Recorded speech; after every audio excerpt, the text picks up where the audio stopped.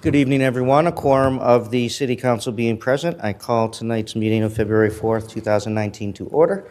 If willing and able, please rise to salute the flag and pause for a moment of silence. I pledge allegiance to the flag of the United States of America and to the republic for which it stands, one nation, under God, indivisible, with liberty and justice for all.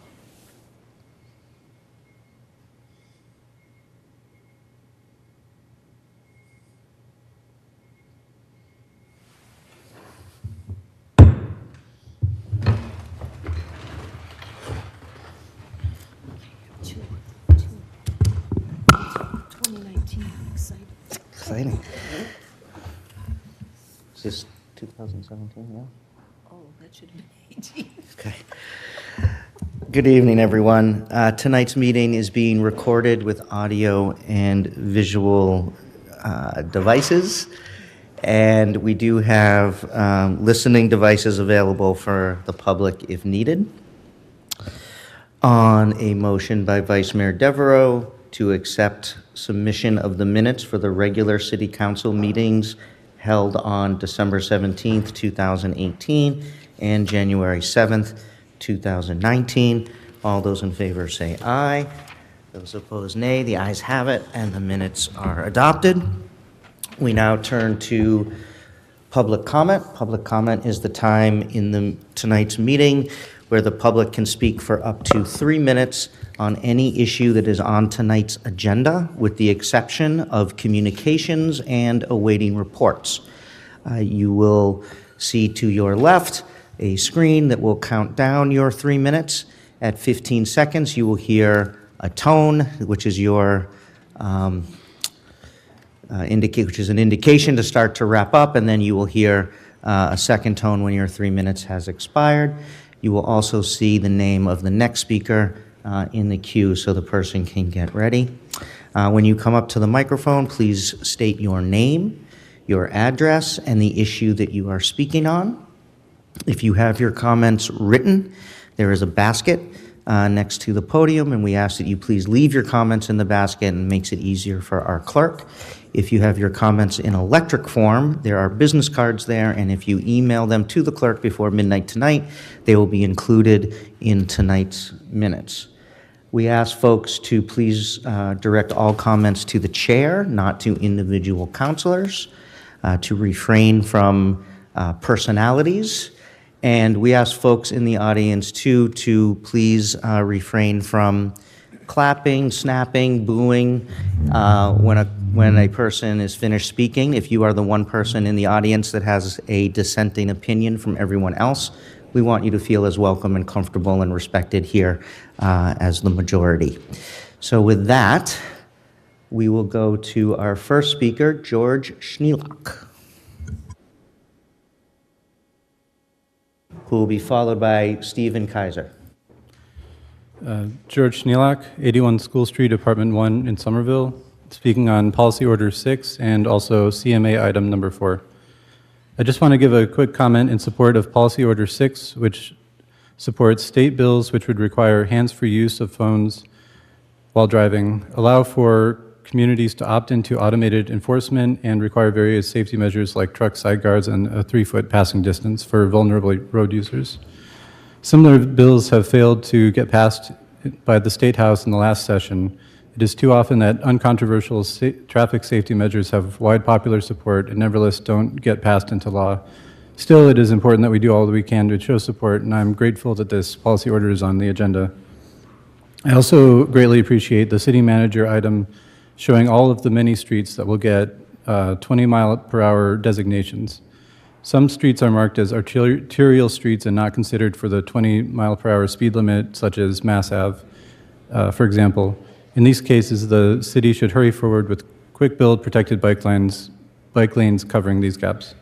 Thank you. Thank you. Stephen Kaiser, followed by Alan Green. Yes, I'd like to speak to the fiscal implications of upzoning and the policy order that was passed last week. Charter righted. I think in addition to the fiscal implications, I mentioned the legal implications of upzoning that are in question. especially with regard to Article 7 of the state constitution, Declaration of Rights. We also have the Alexandria zoning, which is now in play regarding upzoning, and the clock is ticking.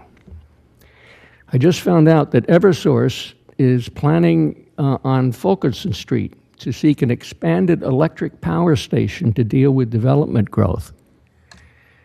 And my immediate question is, why didn't the Envision plan consider infrastructure needs of the city? Not only on Fulkerson Street, but especially the very difficult traffic and transit situation at Alewife. More evidence of the need for better planning, particularly with regard to infrastructure. Now in Cambridgeport, we have a scheduled meeting with a mid-March presentation by Community Development to the Neighborhood Association. The specifics of the upzoning proposals associated with Envision will be presented.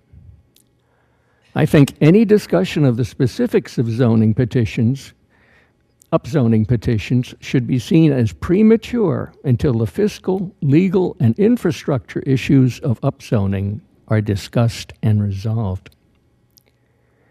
Please review the issues associated with the charter writing of this policy order.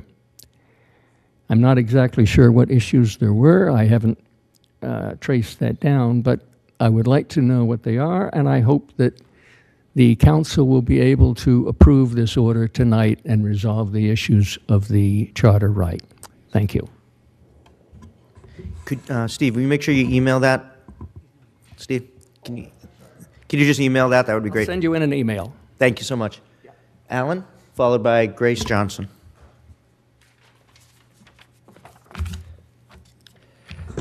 Alan Green, 82 Fifth Street, and I'm representing myself tonight. Mr. Mayor, members of the council, I'm speaking in mild support of policy order number 3, which pertains to an Eversource substation at 135 Fulkerson. While I appreciate your concern for Cambridge residents' health and safety by including this order on tonight's agenda, it seems a bit tepid and lacking in background detail as worded, seeking a less productive resolution than could otherwise be obtained. So I've taken the liberty of revising it as follows. Whereas in May 2016, Cabot, and Forbes, having purchased the Checker Cab site at 135 Fulkerson in East Cambridge, adjacent to the Metropolitan Pipe site, the Linden Park neighborhood, and the Kennedy Longfellow School and Grounds, did present a proposal for a 40-unit residential apartment building, honoring the current zoning, at an East Cambridge Planning Team meeting, and whereas such a proposal did meet with a supportive response from the ECPT membership as a residential building offered the promise of human presence and activity in what otherwise is a desolate zone at night, and whereas on January 17, 2017, another party, in MWPQ, did acquire the site for $6.6 million and sell it to Eversource for $12.9 million, allegedly on the same day. And whereas on March 30th, 2017, Eversource did hold a public hearing at the Cambridge Public Library to announce that it needed to implement rate hikes. And whereas the Eversource acquisition did inspire Alexandria Real Estate to purchase the neighboring Metropolitan Pipe site and demolish its structures in seeking an upzoning to build an out-of-scale laboratory near the same school, grounds, and neighborhoods, now therefore be it ordered that the city manager be requested to confer with Cabot, and Forbes, MWPQ, Eversource, and the appropriate city departments to determine how it was that MWPQ acquired the property from Cabot, and Forbes and sell it to Eversource on the same day, and to ensure that MWPQ returns the $12.9 million it received from Eversource, and Cabot, and Forbes return the $6.6 million it received from MWPQ, so that all agreements from this time period be abrogated, and Cabot, and Forbes can return to the original residential building proposal. And be it further ordered that the city manager be requested to confer with Alexandria to ensure that Alexandria will sell the as-yet undeveloped Metropolitan Pipe site to a developer specializing in honoring current zoning restrictions. To conclude, this is the kind of policy order that I would more willingly support tonight. Thank you. Grace, followed by Red T. Mitchell. I'm here tonight on behalf of MIT's Graduate Student Council to speak on Committee Report Number 1. The Graduate Student Council represents the 6,900 graduate students of MIT in all matters concerning the quality of life during their studies at MIT. The GSC firmly supports all policies and programs that increase the civic engagement of the MIT community, and we therefore are a strong proponent of the formation of a city commission dedicated to providing a forum for exploring and addressing the concerns of young adults in Cambridge. Given that MIT graduate students represent 6% of the greater Cambridge population, and nearly 40% of Cambridge residents are between the ages of 15 and 29, a commission of this type would be critical to giving more representation to a large portion of the constituency. The issues faced by young adults in Cambridge are unique yet broad, concerning highly discussed topics such as transportation and housing. There is precedence for similar commissions in other cities, including Austin, Texas, and Keene, New Hampshire. Considering Cambridge's prominent young adult population and reputation as a famous collegiate city, we believe following other cities' examples and establishing a similar commission would be particularly beneficial to the city of Cambridge. Thank you. Thank you. And if you can leave your oh, you're going to email. Great. Okay. Red?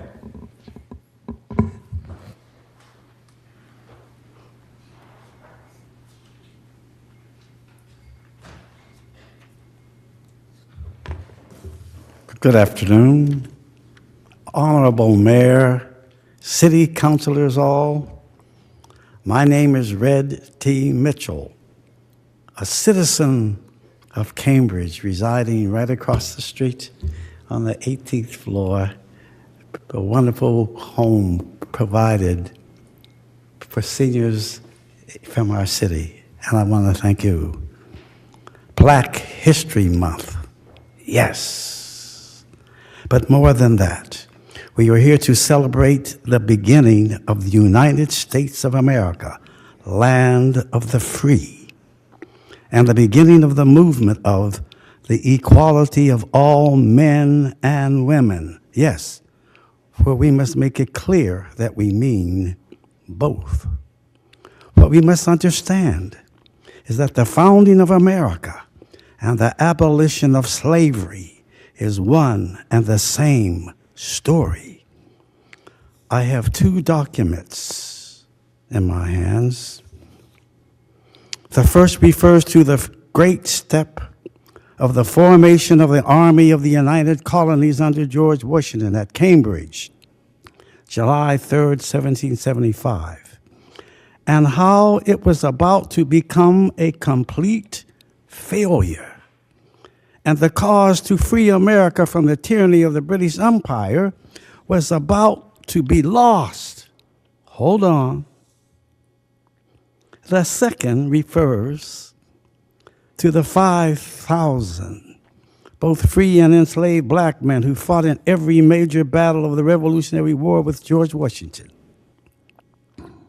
But more than that, Massachusetts, the first of the 13 colonies to make chattel slavery legal, becoming the first state of the newly formed United States of America to abolish slavery.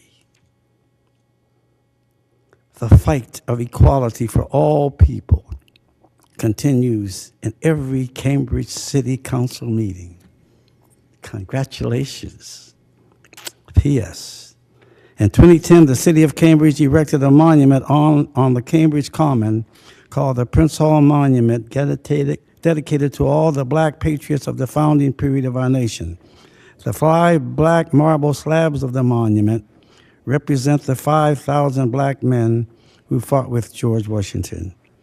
Google these 3 names: Crispus Attucks at the beginning, Prince Hall, the leader, James Amistad at the conclusion. Thank you. Excuse me. Javon Sobrino Wheeler. Hi, my name is Jeevan Sobrino Wheeler, and I'm a resident of Cambridge at 19 Trowbridge Street. I'm here to speak in favor of Policy Order Number 40, which relates to providing assistance to Cambridge residents in managing bedbug infestations. I have friends in Cambridge and elsewhere who have had to deal with bedbug infestations, and while I've been lucky enough myself to not have to deal with bedbugs, it seems like a miserable experience. The bites sound awful, but even worse is the disruption to your life that they cause. Trying to figure out if they're limited to your room or if they've spread to your roommates' rooms. Having friends and partners worry about you visiting their house because they're afraid you will bring the infestation with you. Being unable to sleep in your own bed, and the hundreds of dollars it can cost to treat the infestation and replace the items they've ruined. For these reasons, I'm in favor of the policy order under consideration tonight. I'd also like to suggest that the council look into how Cambridge is tracking bed bug infestations across the city. The city of Boston tracks individual infestations, which made it easy for the Boston Globe and Boston Magazine to map which blocks and neighborhoods of the cities had the most bed bug infestations.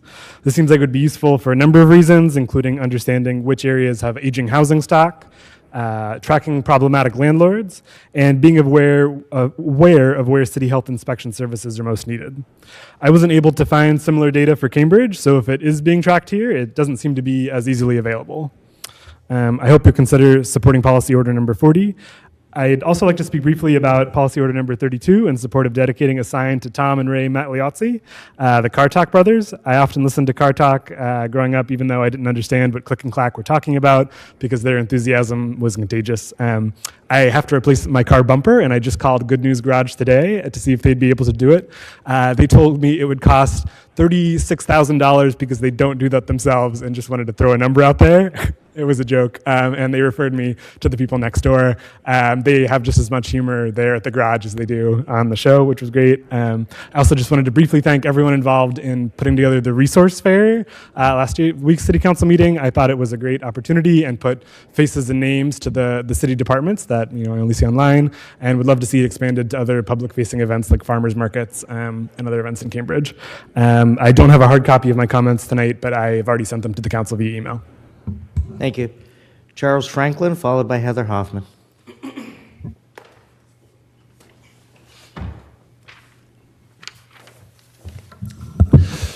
Good afternoon, everyone. Well, that's loud. Good afternoon, everyone. Charles Franklin, 162 Hampshire Street. Lots of very good orders and policy orders and things I see on the agenda tonight. Large support for them. I'm not going to go down the list. There are a couple. I don't see any reason why all committee hearings shouldn't be recorded and televised. It seems like there's plenty of resources for that. And then in terms of the traffic laws, so I have something written. So I support laws that increase traffic safety, even if it means that I have to pull over to change my GPS if the voice activation didn't get it. And I look forward to most of the measures put forth in these bills. However, I cannot support any law that will allow red light or speed cameras. Countless research has shown that they increase the overall number of traffic accidents, as drivers will speed up or overbrake to avoid the camera. When this becomes apparent here, it will lead to a situation where the city has to decide between the safety and the revenue source. It sets up a perverse incentive where a private company profits from personal legal infractions, and worst of all, in my opinion, it will violate the Sixth Amendment, the right to face one's accuser. Unless the company sends their engineers, a lawyer, and the CEO, the accuser will not be in the courtroom. I know we have an epidemic of red light running and other bad commuter behavior, but let's be smart about it and not pick a solution just because it's simple and looks good. I personally think we should make it easier for officers to issue tickets, perhaps make a phone app where an officer can take a photo of the license plate and print a ticket on a mobile printer, have them roll down the window, hand it over to the driver, and walk away. Right, that's all I have to say tonight. Thank you. Thank you, Charles. And happy Black History Month. Woo! Heather Hoffman, followed by James Williamson.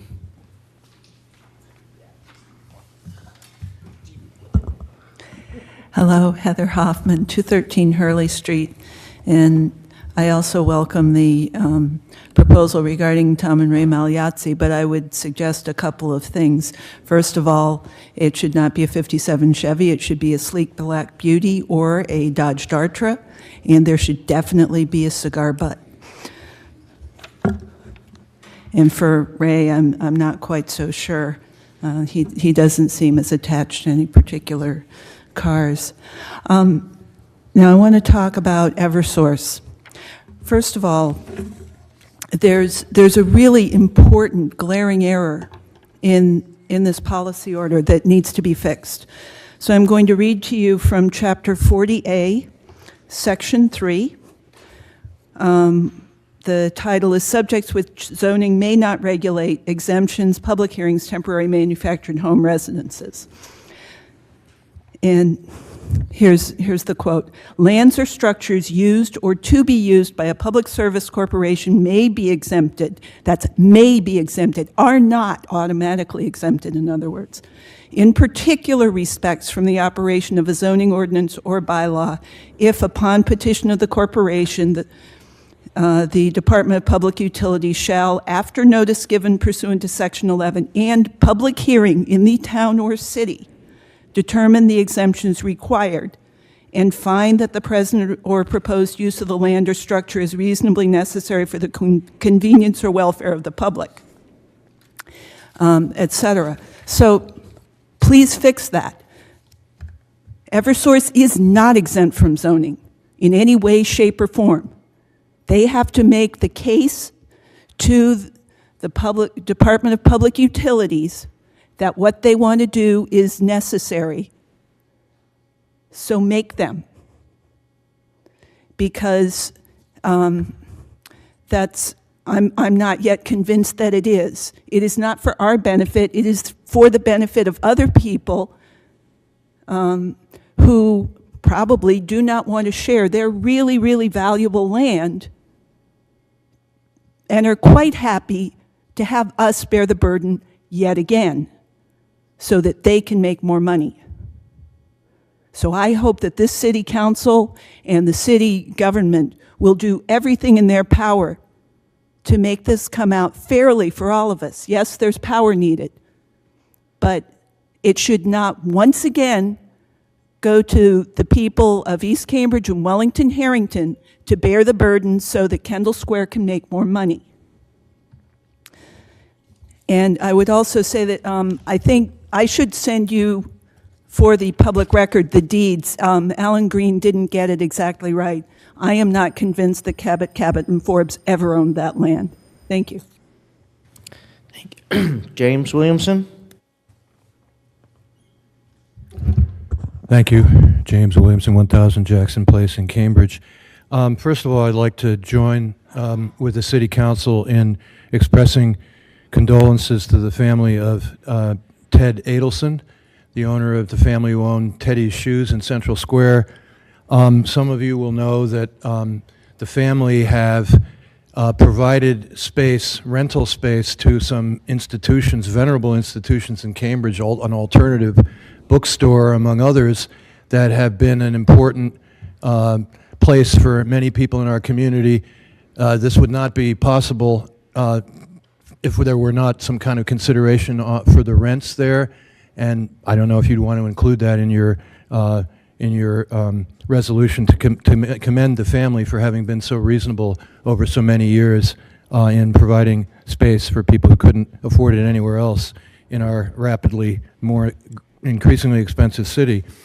The second thing is, this is a quiet night, maybe it's an opportunity to speak a little more calmly, sort of thoughtfully, hopefully, about the tree protection ordinance. There's a communication from Councilor Kelly, and in that list, there's number 2 talks about no impact on affordable housing projects because affordable housing projects are exempt under certain circumstances, funded by the Affordable Housing Trust, and there's some more language from the tree protection ordinance. Now, I know that some of you are very keen on data and examining data and getting good data before you make decisions about things, and it seems to me that in this situation, a more ambitious scrutiny of the existing tree protection ordinance is in order. What is the evidence for damage or potential damage being done to affordable housing opportunities from people who live in affordable housing having the same protection in terms of tree removal as everyone else in the city?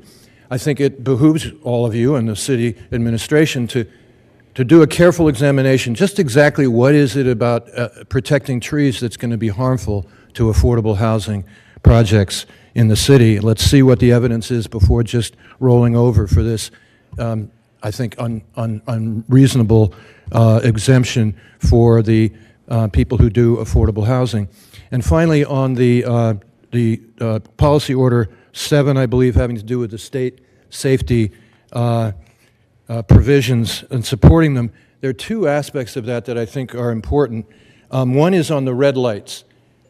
We shouldn't think that the red lights are just about cars. They could also monitor bicycle infractions.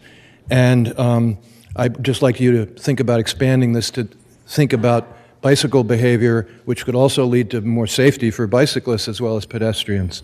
So thank you. Thank you. So that concludes folks who have signed up. Is there anyone in the audience who did not sign up who would like to speak on an issue on tonight's agenda? I'm sorry? No. Barbara, why don't you come on up? Name, address, and the issue you're speaking on, please.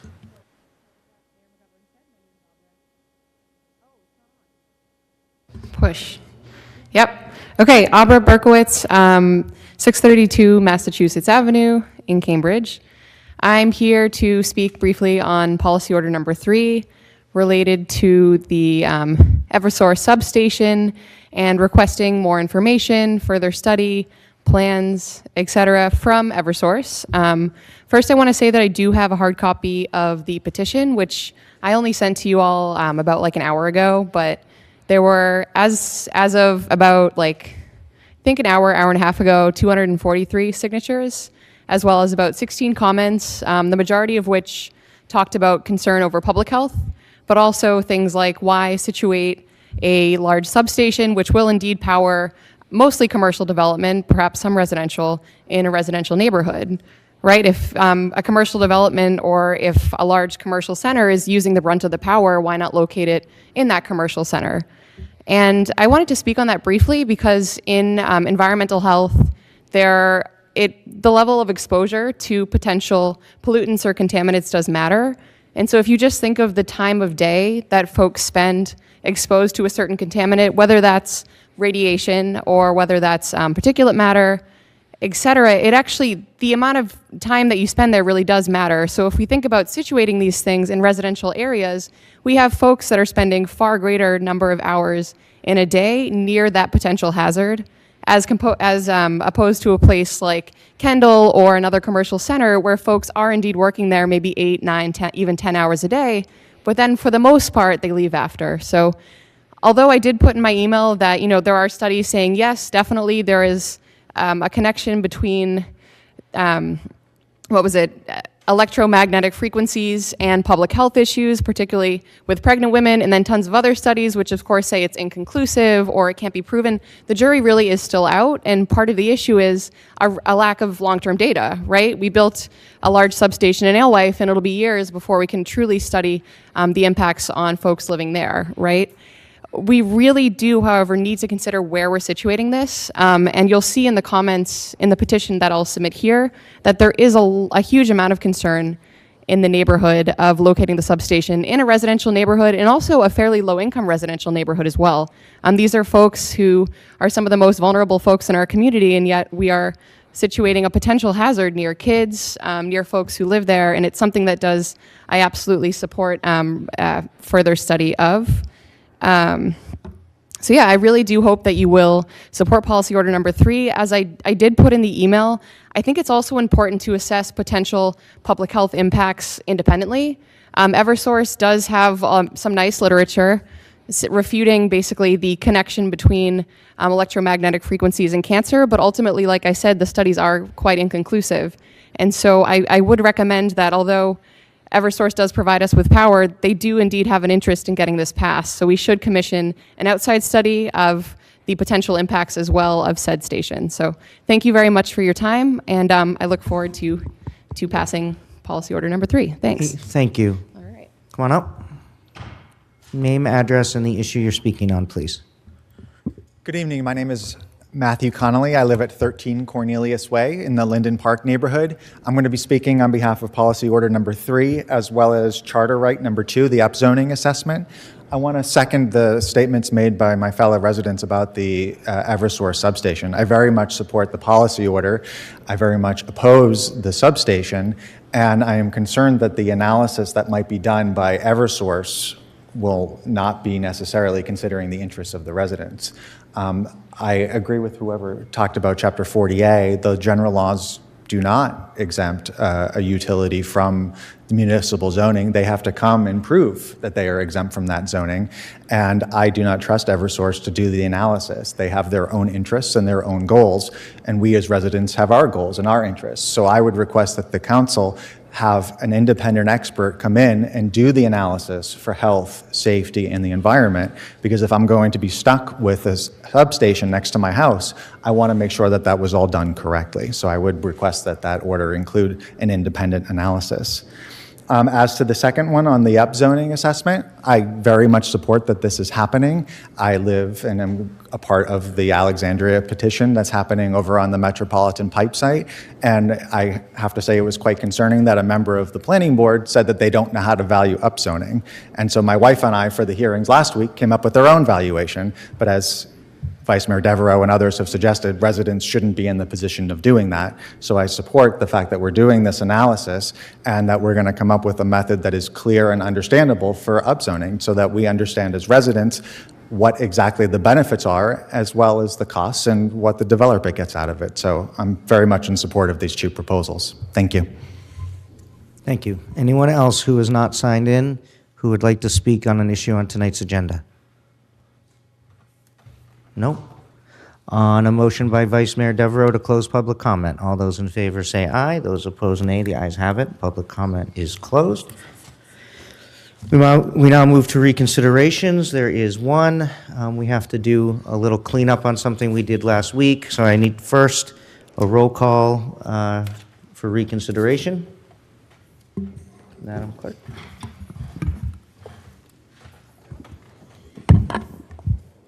On reconsideration, Councilor Carlone. Yes. Vice Mayor Devereaux. Yes. Councilor Kelly. Yes. Councilor Mallon. Yes. Councilor Siddiqui. Yes. Councilor Simmons. Yes. Councilor Toomey. Councilor Zondervan. Yes. Mayor McGovern. Yes. Excuse me. And the item has been reconsidered on an affirmative vote with 9 in favor. So we, last week, referred this to the Blue Ribbon Committee on Tenant Displacement, but we never actually adopted the order asking for the legal opinion which we wanted referred. So we have to adopt the order. So on adoption, all those in favor say aye. Those opposed, nay. The ayes have it.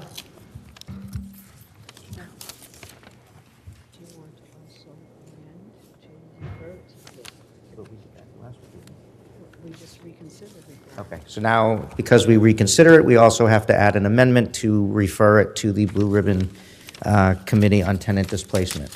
All those in favor say aye. Those opposed, nay. On the amendment. The ayes have it. We now move to City Manager Agenda. Mr. Chair. On a motion by Councilor Simmons to bring the Manager's Agenda item before us for discussion and adoption. All those in favor say aye. Those opposed, nay. The ayes have it. Councilor Mallon. Mr. Chair, I was going to ask, do we not have to do the submission of the record for December 17th? We did. We did that already? Mm-hmm. Oh, I missed it. Sorry, sleeping. Pleasure of the council. Councilor Carlone. Number 4, please. Pleasure of the Councilor Zondervan. Number 3, please. Pleasure of the council. On the balance, placing the matters on file. All those in favor say aye. Those opposed, nay. The ayes have it. We now move back to City Manager Agenda Item Number 3. A communication transmitted from Louis A. DePasquale, City Manager, requesting that the City Council vote to accept Massachusetts General Laws, Chapter 64N, Section 3, which is the state law that allows municipalities to impose a local excise tax of up to 3% on retail sales of cannabis within the city. This was pulled by Councilor Zondervan. Thank you, Mr. Mayor, and through you. So I did have a couple of questions on this. First of all, thank you for bringing this forward. Happy to see us moving this along. So I guess the main question is whether the funds that we would collect would go into the general fund or whether we would be spending them through a separate fund in any particular way. Through you, Mr. Mayor. So the 3% for the retail fund would go into the general fund, technically. The community impact fees, which also have to be related to the impact that it has in terms of increased cost, would probably go into the general fund, but then we would have to show how these funds were being expended that related to the cost. But, you know, we're also open to all new reviews to see where we feel the priorities are of the city, and then we'll evaluate if they can go into other areas once we see how much money we're actually going to be talking here. Councilor Zondervan. Thank you. So how do we prioritize how that money gets spent? Would we have any opportunity to discuss that? Certainly. I mean, normally it would come through the Finance Committee, and the manager would make a recommendation. But again, I think the community impact fee more would be related to the cost. We'd have to see what it costs will come, and we'd probably use it directly to offset some of that. I think the 3%, once we figure, and it's been real difficult, and the finance director is spending a lot of time trying to estimate what that is, but I think once we got a better handle of what that is, and I wish I could tell you we had a better handle on what it could be right now, but we really are not sure, then we can come to the council and give some recommendations and work with the Finance Committee to see what the thoughts might be in terms of where this might be going. I think there's an order in already to look at this funds for a certain area, and obviously as we continue to address the needs of affordable housing, we could see if something would be appropriate there. But this is money that would go to help use additional funds to support the budget. Thanks. I would have a preference to see at least some of the funds spent on education and prevention around substance use, but I guess we'll have that conversation when the time comes. Thank you again. Pleasure of the council. Councilor Carlone. Thank you, Mr. Mayor. I just wanted to add that I concur with Councilor Zondervan. In fact, I thought that was part of the rationale that the state put together for these funds. And I think it will be more than 3% in the long run. This is opening the door. So I hope we can start early on that. Thank you. Pleasure of the council. On adopting the order, all those in favor say aye. Those opposed, nay. The ayes have it. We now move to City Manager Agenda Item Number 4, a communication transmitted from Louis A. DePasquale, City Manager, relative to awaiting report Item Number 18-104 regarding a report on a list of streets where it is recommended that the speed be reduced to 20 miles per hour. This was pulled by Councilor Carlone. You have the floor. Thank you again, Mr. Mayor. I just primarily wanted to say hooray. And when the state finally allowed us to govern our own streets, this is what I thought we were going to do initially. But the real key thing is the response to the council, which we all appreciate. When Joe and Patrick came with the manager recently, it was pretty clear everybody wanted this to be as much through the city as possible, and this is a great step forward. I live at the corner of Linnean and Washington Ave, and Washington Ave is a hill, and I'm convinced cars go down that hill 30, 35 miles an hour. And I know you've looked at different streets. I'm not questioning that. But the perception is that, and hopefully this will have an impact on that. So I just wanted, with you both here, to thank you for all three, all four, even from a legal point of view, thank you for implementing this. It's very exciting. Thank you very much. Thank you, Mr. Mayor. Thank you. Vice Mayor Devereaux. Thank you, Mr. Mayor. Through you, I echo my thanks. I had a couple questions about specific streets that are not included, because invariably once, and I'm sure that you guys have anticipated, once we publish this map, then the people who are not on those streets will probably ask us. So One street that I noticed is, I think Aberdeen Avenue is not included in the, and it does have a library, and it is primarily residential. I know that on the Mount Auburn end, it's commercial, but it reads as a residential street. So that was one question. Near and dear to my heart is New Street, an evolving residential street with, the primary access to Dennehy Park with a lot of children. I'm on that street a lot, and people do push it. They go fast. Then I have to look at the entirety of the Alewife Quad, which is arguably not at all residential at the moment, but is in active envision planning, and in as much as we would like to make that a walkable, bikeable, more whatever friendly neighborhood, I would hope that this map, once development does take place there, can be flexible enough to say, okay, now it's time, because that neighborhood should be planned as walkable and bikeable, and not as one of the few places in Cambridge where you can go all of 25 miles an hour.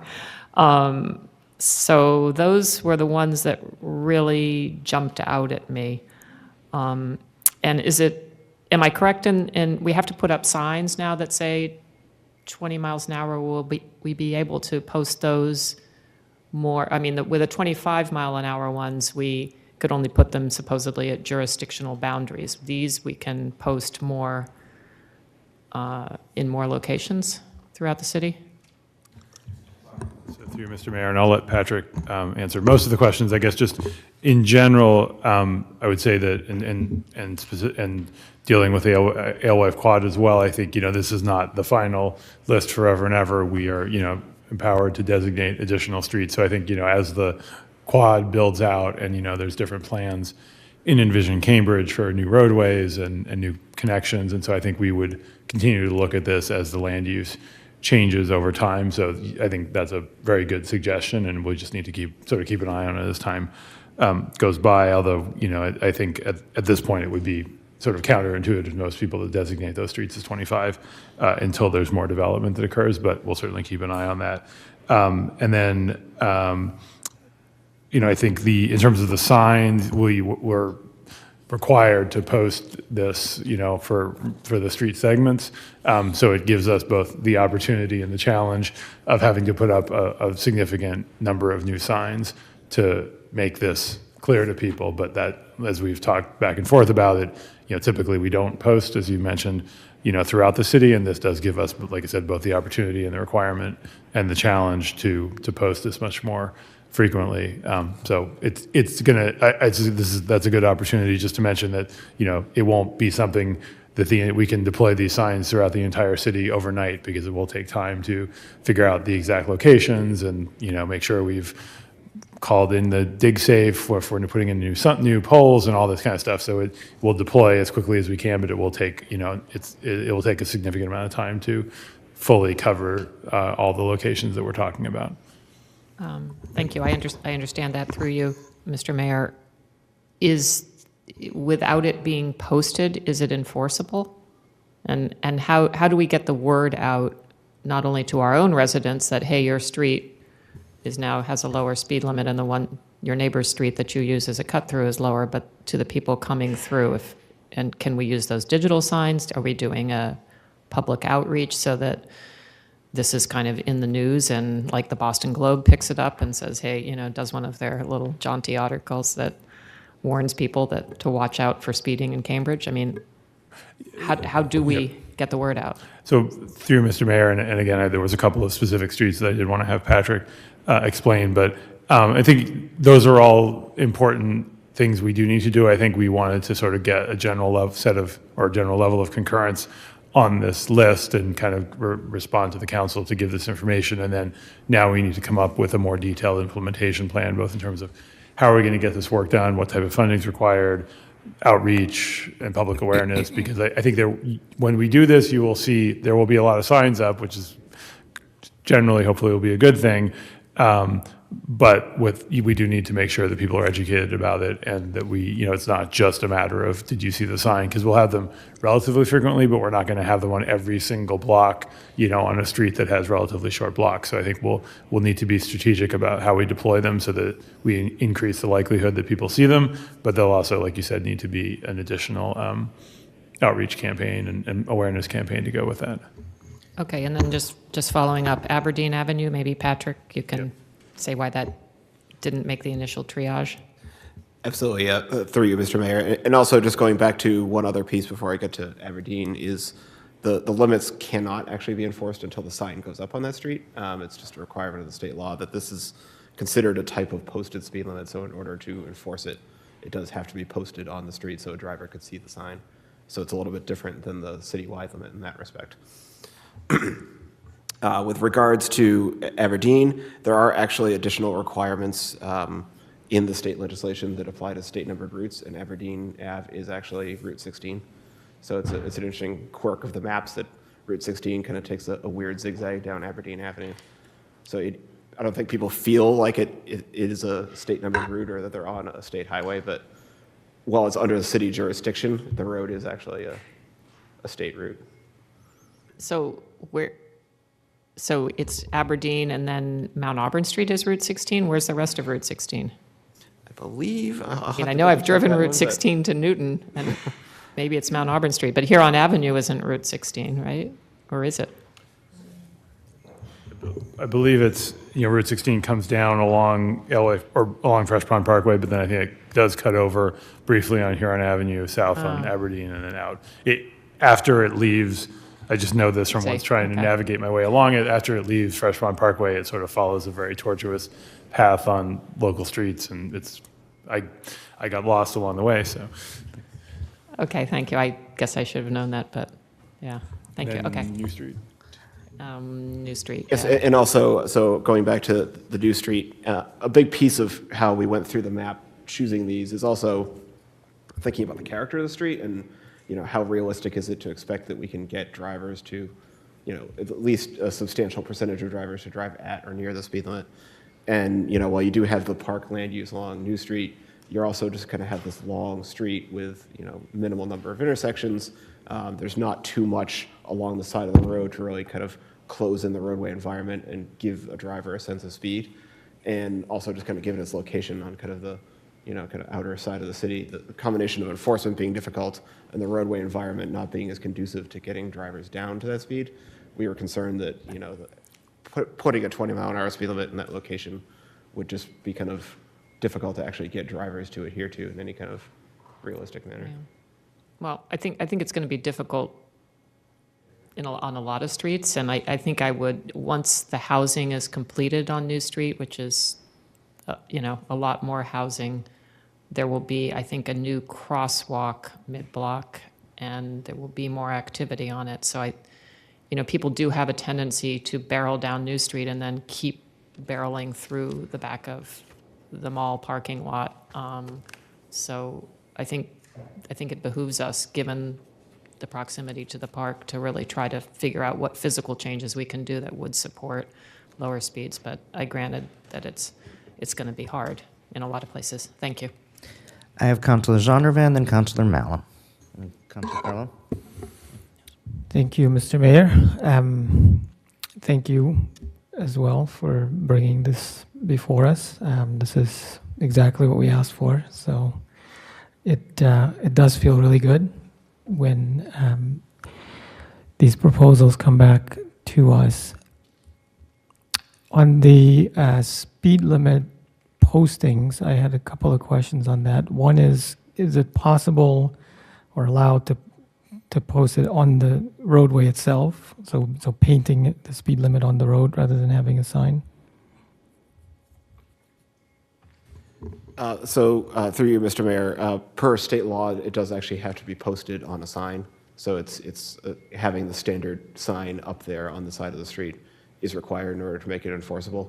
So if we kind of created a different standard for that, it would likely be challenged in court by drivers that are ticketed, just due to the non-standard application of a speed limit.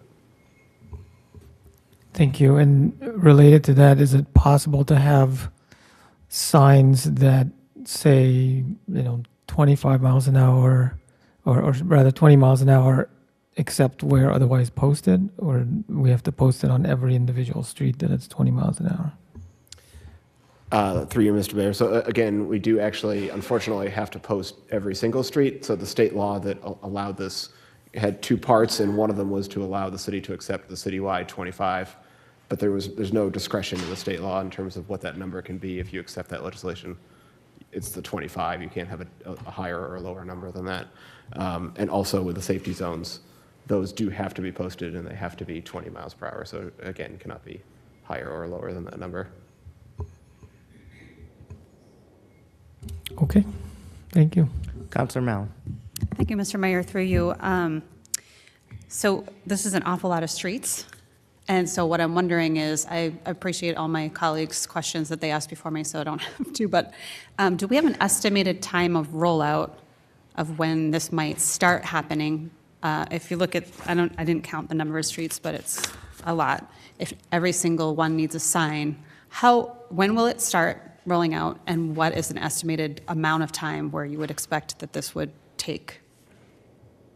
Through you, Mr. Mayor. So that's an excellent question. I can't say that I have a definitive answer to it today, but I think, as I sort of alluded to, there's a lot of work, there's a lot of setup work in terms of identifying the specific, we actually have to do individual site visits and figure out, is there an existing utility pole or streetlight pole or something else we can put the sign on? Do we need to put a new sign up, et cetera, et cetera? So I would anticipate that it would take, to get these actually all up, I would anticipate at least a year. And depending on, we also have to make a fundamental decision as to whether this is something that we can do with in-house crews who are already busy with a lot of other work, or whether this is something we want to hire a contractor to do on our behalf. And there's a lot of different questions we need to answer about that. So I don't want to pretend that year is, like I said, is definitive. I think we would want to come back to the council, with additional information once we have now that we, it sounds like, have general concurrence that this looks like a good list, and it's a little over 400 streets, just so you know. Then we can sort of get more into the detailed planning of how we would actually implement this based on, the feedback we've gotten tonight. Okay, thank you. And Mr. Chair, through you, in terms of traffic enforcement, I know we're coming up on the FY20 budget. I'm wondering if we have been asking for additional funds for traffic control enforcement of these as they start to roll out. I know that traffic enforcement is expensive, but at the beginning of any program, you probably want to do that work up front. I'm just curious if there's been any thought to traffic enforcement funding in the FY20 budget.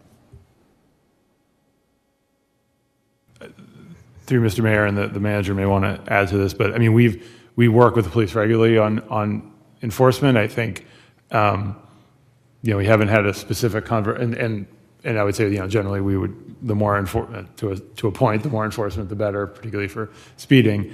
I think we have not had a specific discussion with the police at this point about additional resources associated with this, but it's a good thing to think about. And I guess I'll also just say that, and I realize this is a controversial topic both locally and statewide, but so most of the evidence out there shows that really the way to tackle speeding problems effectively is through some form of automated enforcement. So I think that's something we should be at least thinking forward about in the future, because that like I said, every conference I've been to where they've talked about this, and Vision Zero and other things, it's been really that has, where they've seen a significant impact of enforcement as opposed to the speed limit or traffic calming or other things, it's been related to something more automated. Through you, Mr. Mayor. Mr. Manager. I would just follow up by saying, obviously, based on the importance of this and the concern of the entire council, when it comes to making the signs up and running, we'll do it as fast as we can, and we'll be happy to talk to the police commissioner. And if he feels this is something he needs to address in his budget, we'll be happy to take another look at that. Okay, thank you. Mr. Chair, through you, one more question. In terms of the Aberdeen Avenue, not to belabor this point, but is there an appeal process for that section of Route 16 if we wanted to amend the speed limit? I just am not sure what happens at the state level with state level roads if as the vice mayor pointed out, there is a library on that street, and a lot of our younger residents live on that street. So I'm just curious if there's any kind of process that the city could go through to have the state look at that. Through you, Mr. Mayor. So, I don't think there's a way to sort of de-designate it as Route 16, but I mean, the state has authority to set speed limits as well. So I think it would be more a question of trying to work with MassDOT to see if they'd be willing to consider reducing the speed. And I'm not sure if they would, but it certainly would be, in the context of the fact that, the vast majority of the other streets in that general vicinity would be reduced. And as was pointed out, it's, the character of the street is mostly residential, and there's a library, et cetera. I think that's something we could investigate and see if there was any willingness on the part of the state to do that. Okay, thank you. Thank you. Councilor Carlone has indicated he's good. Anything further from the council? Councilor Zondervan? Thank you, Mr. Mayor. Just another quick question I forgot to ask. Would it be possible to further color code this map so that we could more easily identify the areas that are going to remain at 25 miles an hour? Through Mr. Mayor, sure. Yeah, we spent a fair amount of time debating how to make this map legible, and I don't think we necessarily succeeded, but we can certainly provide a version that does that. Thank you. Councilor Kelly. Thank you, Mr. Mayor. Through you, Mr. Barr, and I apologize for not sending this question earlier. It just occurred to me that when we post streets at 20, we're going to have a number of things that aren't cars that are more than capable of going more than 20 miles an hour, but yet don't fit any of the DMV regulations or our traffic enforcement form. So how are we going to manage the person on the sub 50cc moped that's going, say, 25 or 30 miles an hour?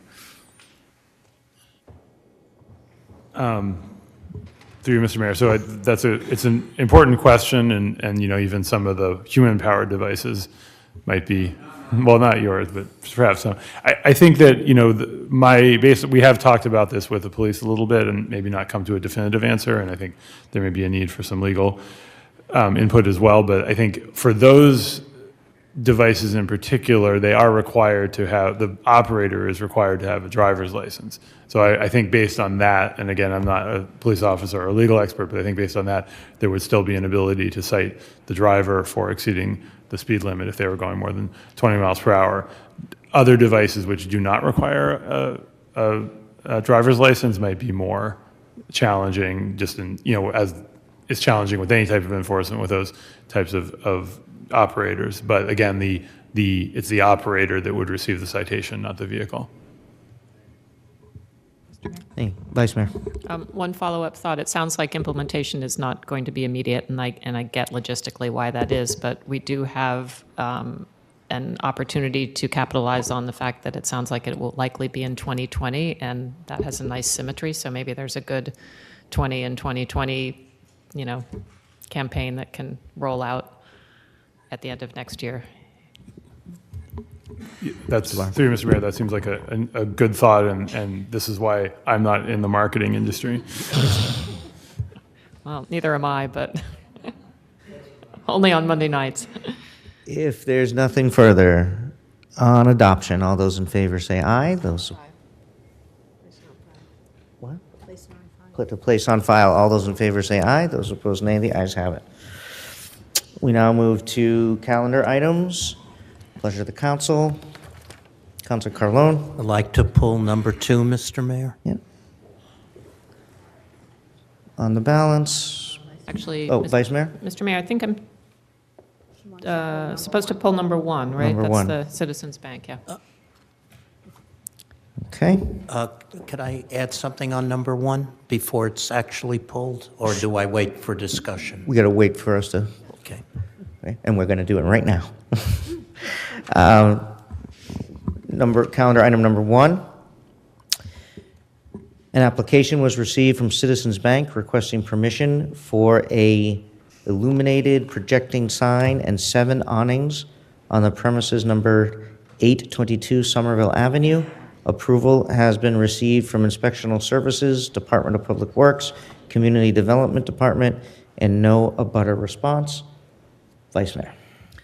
Thank you, Mr. Mayor. Through you, I think, first of all, there's a meeting has been scheduled between the Porter Square Neighborhood Association and the Citizens Bank representative on February 21st. So both parties are happy for this to sit on the table until they've had their meeting and can discuss it.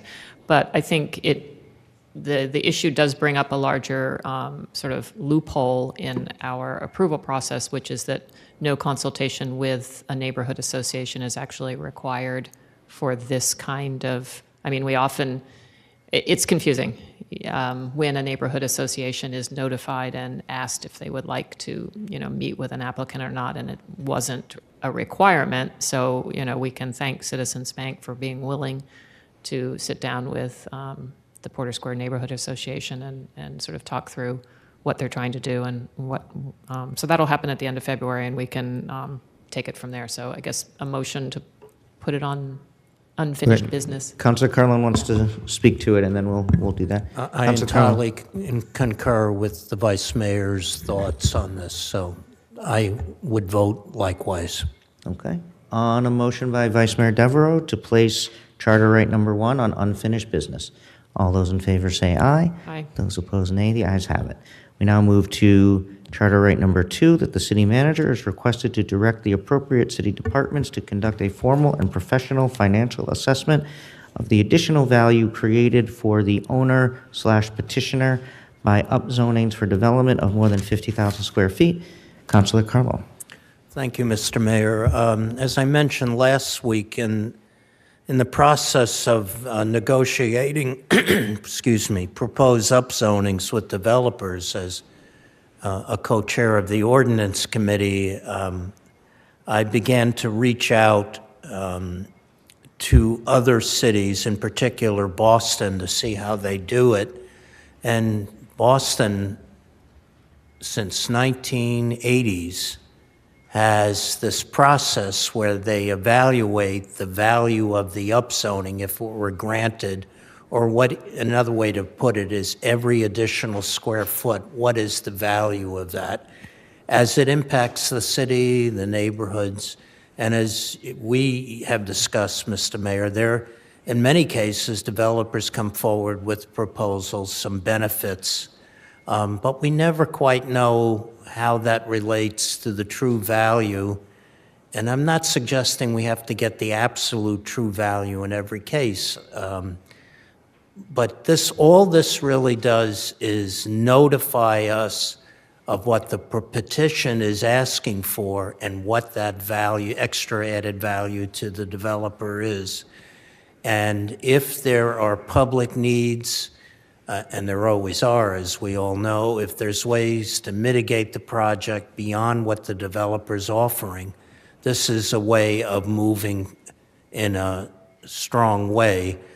I mentioned last time that when a particular building in Kendall Square got built, it's a tall building, it needed extra FAR, and the city got either $1 or $2 million as part of the deal. That didn't even come close to the extra value that was added. And when Councilor Chung and I negotiated on the Volpe project, we were doing it sort of blind, to be honest, and it was more, we approached it from more of a common sense, what was needed around Kendall Square, what are those issues, and that's how we approached it. But I think we probably could have done a little better there too, given the extra FAR that was granted, and height for that matter. So this is not to stop development, it's just to do a fair appraisal of what the impacts are, what the benefits are, and what the true value is. So frankly, we're playing at the same game that each of the development teams are. I'm almost certain that it will not stop development, because I've heard that since 1976 when I began working for the city, that, oh, if you do that, it's going to stop development. That was guidelines back then. Or getting open space, oh, that'll kill it. It never did. And this market is the hottest in the country, so I hope you will all support getting more information to learn about what all the issues are and what the values are. Thank you. Thank you. So I'm going to chime in. I did put some amendments on your desk that I discussed with Councilor Carlone prior. I do think this is important information.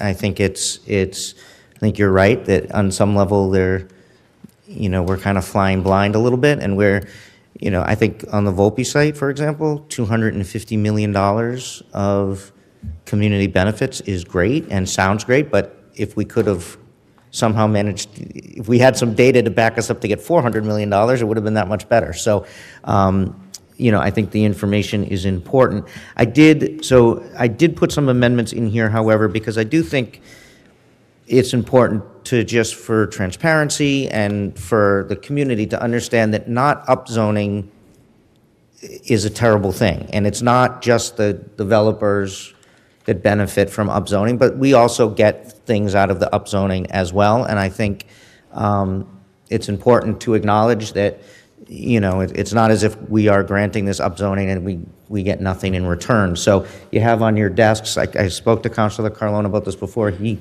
was fine with it. Adding a whereas, sorry, it's indented, I couldn't figure out how to get it over there. Whereas, so this would come, 1, 2, 3, 4, this would be after the fourth whereas. Whereas upzoning has also led to community benefits delivered by new development, including the production and preservation of affordable housing, infrastructure improvements, flood mitigation, environmental improvements, and other benefits such as, but not limited to, other monetary contributions, i.e. linkage fees and other things like that. And then in the order, I thought it's obviously the point of this is to find out the financial benefits that the developers get, which I completely agree with Councilor Carlone on that. But in order for me to have a sense of what the benefits that they receive versus the benefits that we received, and to better understand how big that gap is, I wanted to include that the assessment also provide an analysis of the community benefits the city has received from upzoning so that we have a better idea of what we received versus what we may have obtained, along with those recommendations. So, Councilor Zondervan, then Vice Mayor. Thank you, Mr. Mayor. I have a clarifying question on the amendment to the ordered.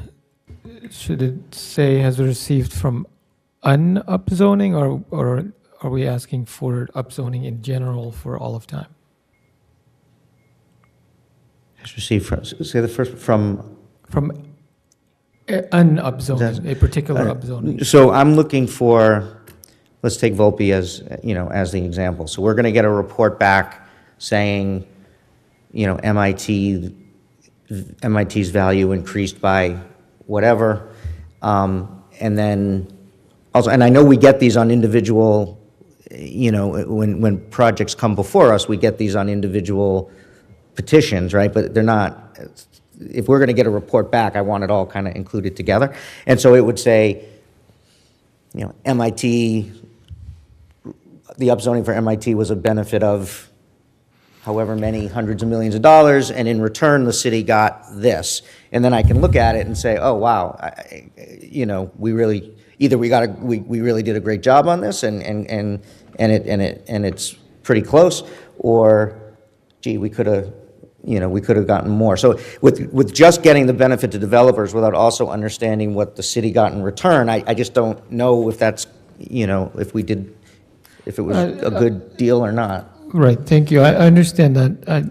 I guess maybe should it say has received from previous upzonings? I'm just trying to understand, clarify what, because upzoning by itself. Maybe Councilor Carlin. If I could just add, the original policy order's intent was if a petition comes in and asks for 100,000 extra square feet, what is that worth? Simple as that. And obviously, if a developer is going to give some land or some amenity or mitigating traffic in a certain way, they would have to calculate what that value is, which we would hope the city would then also evaluate. The interesting thing, I think, is that the way it's written now with the amendments is it makes the development team up front have to confront this. Whereas in the past, like with Volpe, we negotiated, gosh, I don't know, it was like the 12th meeting this came up out of 17 that we had, and that was unusual. But in a way, this means up front, all right, you want this? What's the whole picture? Instead of adding elements along the way. But if it's agreed upon that a certain value, 100,000 square feet is worth something, we all can decide what that is, with the administration, of course, what makes sense. So that's all this really is understanding the other side, and frankly, for them to understand us, that it's not free. And in the past, in some ways, it was almost perceived that way. Not every case. I don't mean that.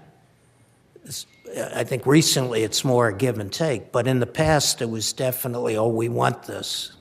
So I hope that helps. Thanks. It does, and I fully support this. I'm really just trying to clarify exactly what we mean when we say has received from upzoning, because that's a very general way of phrasing it. So is it the specific one we're looking at? Is it previous one? Well, I think the order doesn't talk about a specific upzoning. It talks about upzoning in general. And so I'm just saying, I would just like them to include a section of same thing. What are some of the benefits that we've received for the upzoning? And again, I just think it's part of a conversation of it, just framing the narrative that this isn't, it's not always all bad for the city, right? And the developer benefits, and sometimes we benefit, but sometimes we don't really have a sense of, unless we go back and look at every petition and every presentation and see what the city received in community benefits for a particular project. We don't really capture all that into one. Yeah, I think one Councilor space. Siddiqui I got. I had the vice mayor next, so do you want to? Well, I guess I'm still not clear on what the language means, because if we mean the proposal that we're about to consider, then it shouldn't say has received, because we haven't received it yet. So it should say the proposed benefits of the upzoning or something like that. Or Vice Mayor, will you yield for a minute? Councilor Siddiqui wants to chime in on this. Thank you. Thanks, Vice Councilor Mayor. Siddiqui. So we could just, so if we look at the previous sentence, it's saying by upzonings for developments of more than 50,000 square feet, we can say the settlement shall provide an analysis of the community benefits the city receives for upzonings for developments of more than 50,000 square feet, so that we have a better idea. So that, I think, will clear up what you're asking. So we just look at the previous sentence, grab that end of it, replace it, and then I think that's what then it reads clearly. Okay, thank you. Vice Mayor. I'll get it too. I get it. Vice Mayor. Well, one thing, I support this for all the reasons that Councilor Carlo, all of you have said, really. Technically, Volpe wasn't an upzoning because the land wasn't zoned, so we had to write the zoning. So from zero, but it's a little different because it's not, I think a better analogy would be the MIT rezoning of Main Street that happened a little bit before I joined the council, equally Mass and Main, which is more analogous to what we're discussing with Alexandria, because it's very, people have asked if it was spot zoning. So essentially, many of these upzonings are for a very limited parcel. They're more like a contract zoning negotiation, and we can't enter into that negotiation unless we have information on potential rents, expectations of how rents will grow, and all of that. The other thing I hope this will do will present the benefits in a more comparative way. For instance, in the presentation we saw last week, it was stated that we would gain $88 million in tax revenues over 20 years. Well, that sounds great over 20 years. And I think as someone noted in the hearing, we'd probably have gotten 44 million at the current zoning over 20 years. And if you divide that by 20, it's not very much money. So, And I also think it's important just for members of the public to understand that when we're talking about upzoning, we are not talking about a density bonus that's associated with inclusionary housing. So this is not meant to call into question all of the additional density that is already written into the ordinance through that. It's not meant to, I mean, it really is looking at these more isolated incidents where a developer comes to us and says, hey, I just bought this piece of land at a current zoning and I want to do something much more dramatic. Let's talk. And we are talking without full information. Most of it, I don't carry around in my head, what the per square foot rent is for lab space versus office space versus housing. I mean, I'm not, come on, I know. So, I mean, all of, there's a lot of, financial information that we don't have access to, and maybe the staff does, but they don't put that into their staff memos. We read about other community benefits and so forth. So I just think this is really about transparency, and it's really not intended to try to stop everything. It's meant to make sure that we are really looking at the trade-offs and making informed decisions. Thank you. So the clerk also corrected me that we don't say we in policy orders. So I'm going to read this, including Councilor Siddiqui's amendment, and then change the we's. So we would be adding into the ordered after, by upzoning for developments of more than 50,000 square feet, semicolon, the assessment shall also provide an analysis of the community benefits the city has received from upzoning of developments of more than 50,000 square feet so that the city has a better idea of what the city received versus what the city has obtained. Okay? I got it. All right. Councilor Zondervan. Thank you, Mr. Mayor. I'm still struggling with has received because in this situation, we haven't received the benefits yet. So maybe will receive? Well, I guess the question is that I mean, are we looking, are we looking at this past versus future? Receives. Sorry, just Receives. starting the process so we The city have a rec- good starting point and we Okay, both so let's say sides receives. understand. Receives?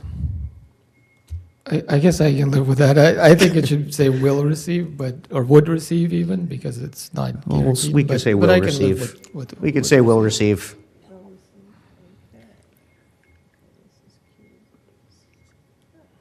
Okay. On the amendments, all those in favor say aye. Aye. Those opposed, nay. On the order as amended, all those in favor say aye. Those opposed, nay. The ayes have it. Thank you. We now move to applications and petitions. There is one. Pleasure of the council. On it. I guess Adopted? I'm pulling the only one, number Okay. one, the curb Okay. cut. Yeah. An application was received from Nicholas Felace requesting permission for a curb cut at the premises numbered 32 Vineyard Street. Said petition has received approval from Inspectional Services, Traffic, Parking, Transportation, Historical Commission, and Public Works. No neighborhood association in Area 13. Vice Mayor Devereaux.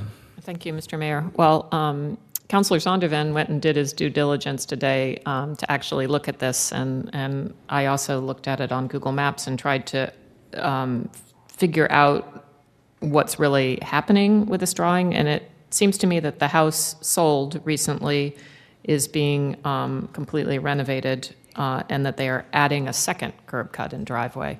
So there is an existing driveway on May Street, which is indicated in the plan. It's at the sort of top left. And then down in the bottom right corner is where they're proposing to actually demolish a bit of the existing house in order to squeeze in a driveway off of Vineyard. And that is where there is a tree in pretty close proximity. It doesn't look like they need to remove the tree, but it is a tree that's within, I think, a few feet of the curb cut, and I think the application also mentions that it's quite close to gas and water valves. So, you know,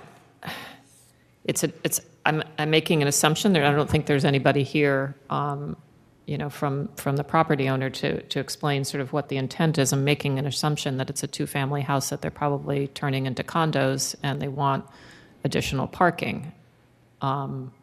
Whether that's in line with our current policy goals is an open question, and whether it jeopardizes the tree. And it's very close to both the lot line and the house. So I don't know. I'm willing to hear other people's opinion, but I'm a little skeptical about whether this is a great plan. You could always charter write it and I could. I wasn't exercise sure your if charter Councilor right. Zondervan had anything to add since he'd been there. If he doesn't, I'll charter write it and try to go and talk to whoever's doing it. Okay. With that, Vice Mayor exercises her charter right.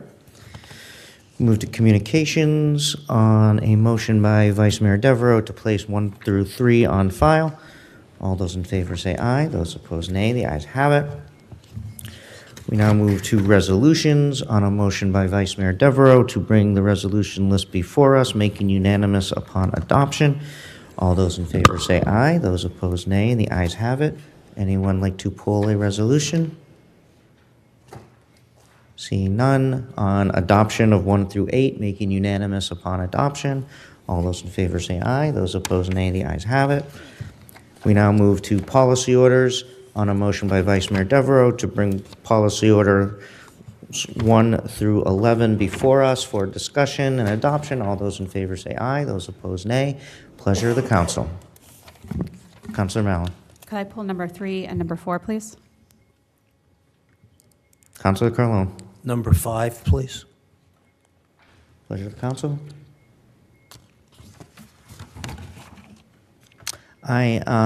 Well, we can just take care of the balance, and then I'll take care of that, Councilor Siddiqui. On the balance, all those in favor say aye. Those opposed, nay. The ayes have it.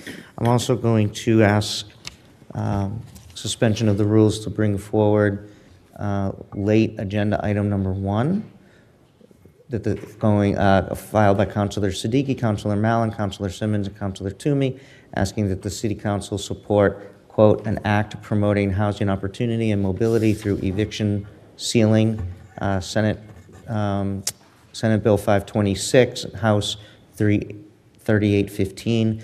Councilor Siddiqui's requested that we talk about it at this stage. On suspension, all those in favor say aye. Aye. Roll call. On suspension, Counsel Carlone. Yes. Vice Mayor Devereaux. Yes. Counsel Kelly. Counsel Mallon. Yes. Counsel Siddiqui. Counsel Simmons. Counsel Toomey. Counsel Zondervan. Yes. Mayor McGovern. Yes. So we will. And the rules are suspended on affirmative vote with 8 in favor and 1 recorded as absent. All right, so I will bring that up after we get through the previous items. So now we go back to policy order number 3, that the city manager confer with Eversource and the appropriate city departments to undertake a series of studies and analysis related to finance, health and safety, building design, and long-term electricity needs before the construction of a substation in East Cambridge. This was filed by Councilor Mallon, myself, Councilor Toomey, and Councilor Siddiqui. Councilor Mallon. Thank you, Mr. Chair, through you. So there's been a lot of conversation in this chamber over the last week at the Ordinance Committee meeting about an Eversource substation that has been planned for a plot of land, a very odd-sized plot of land, a very expensive plot of land on Fulkerson Street, very near to an elementary school, the Kennedy Longfellow, and one of the largest open spaces in East Cambridge.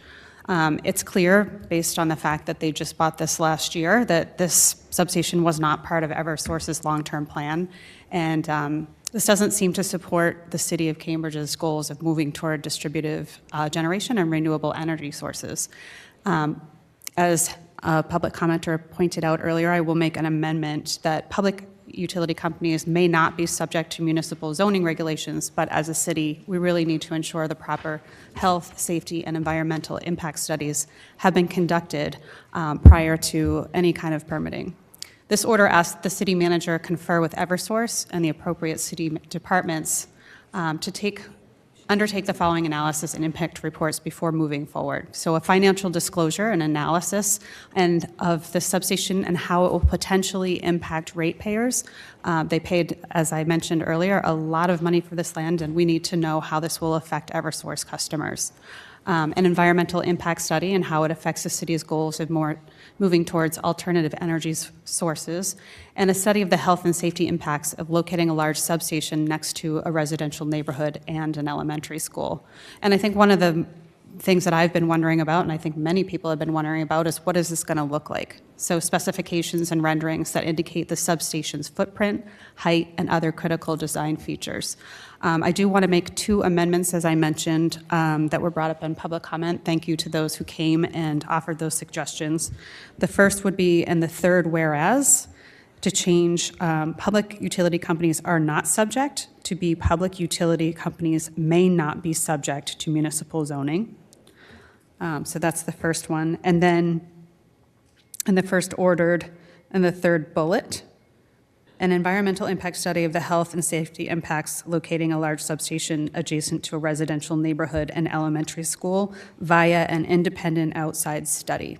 So those are my 2 proposed amendments. I'd be happy to hear any conversation by my colleagues. I hope that we can support this moving forward. I think this is a really important issue for the East Cambridge community, and these are a lot of questions that I'd like to see answered, and I know a lot of residents would like to see answered based on the petition and a lot of talk on the neighborhood listservs. So I'm going to let my colleagues speak. Pleasure to the council.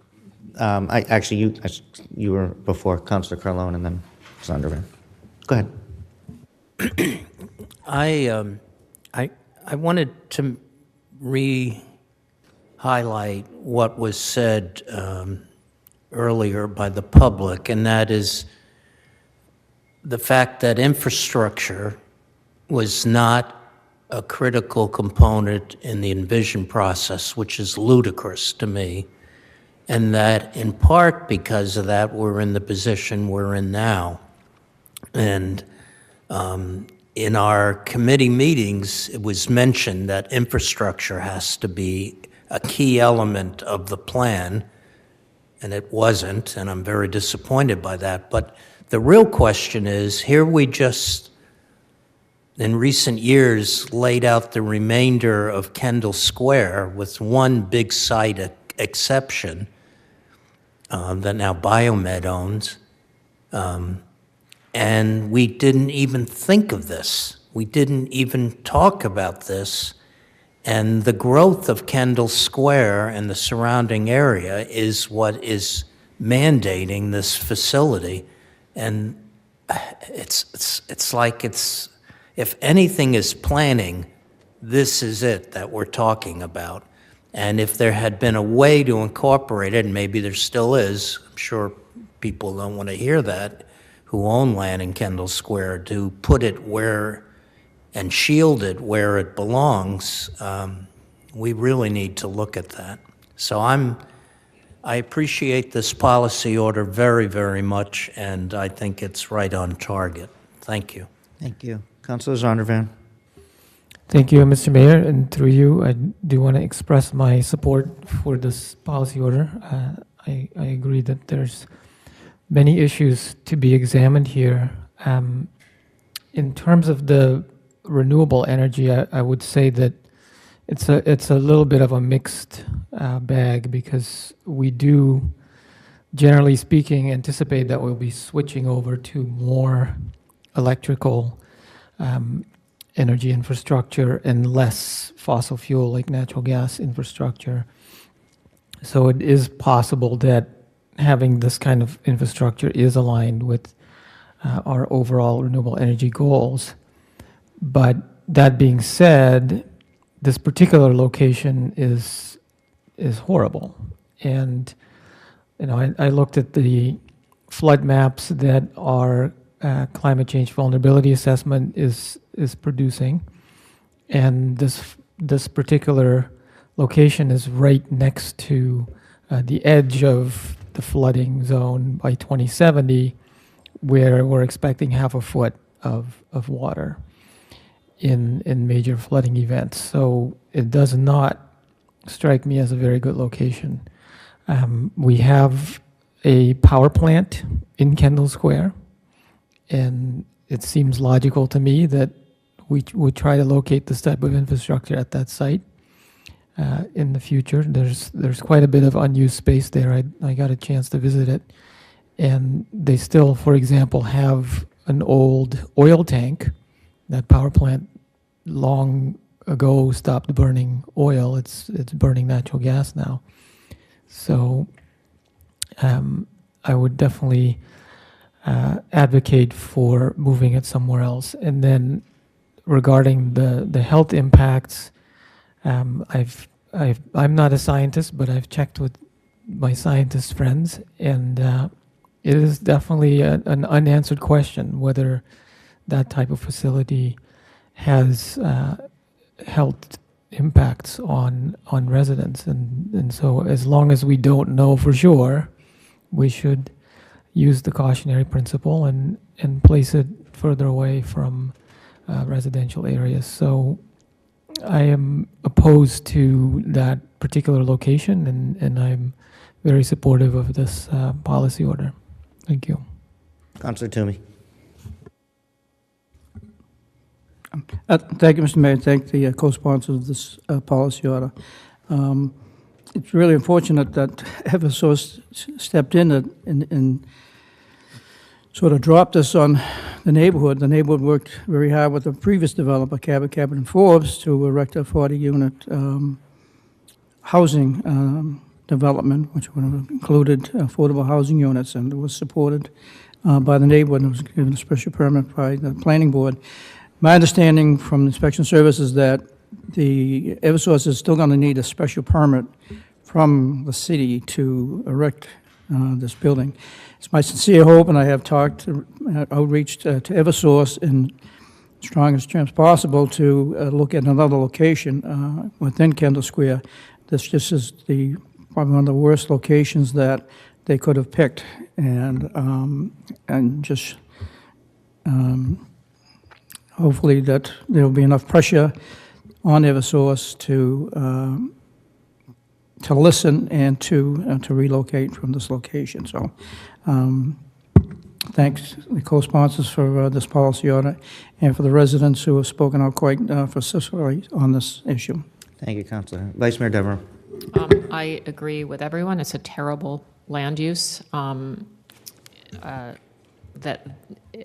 Somebody referred to it as a building, though, and I'm picturing a substation more like the one on Wheeler Street, which, for better or worse, is going to be next to 520 units of housing in a new public park. And the concerns about, the health concerns were basically not really addressed in that permitting process, which is unfortunate, but it's also subject to flooding. But is there an actual building, or is it all just the sort of coils that we see on the Wheeler Street? Neither one is great from the standpoint of just making a dead spot on a street that could be a really vibrant street if you have, potentially a new commercial building of some type, that Alexandria builds, and then you have a public park, and you have, the school, and a little bit probably of redevelopment, between what is the Eversource site and the rest of Fulkerson Street. It could be a really vibrant street front, but with a substation, not, regardless of what the health, which I think the health risks are unknown, and that doesn't mean that they are non-existent. They are sort of unknown and fiercely contested, but regardless of that, it's just a bad land use choice. Thank you. Thank you. So I agree, which is why I'm a co-sponsor on this. I will admit that I have a somewhat selfish interest as well, as my children go to the Kennedy Longfellow School. And I do want to just correct one thing, because I think as people heard tonight, the council is really not in favor, or those who spoke, I should say, are not in favor. And during public comment, one of the speakers kept saying, we are planning to put this. I just want to make sure we are not planning to do this. Eversource is asking to do this. This isn't something that the community has agreed to. This isn't something that this council has agreed to. This isn't something the city's agreed to. So just for folks who are watching, if they heard "we," it might imply that there's support for this. And clearly, as you've heard tonight, there isn't. So we have 2 amendments. I have a third. Do you want to do the 2 first and then do mine, or you want to? Okay.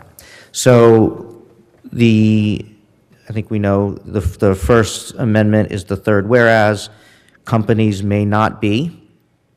And then in the third bullet of the ordered, comma, via an independent outside study.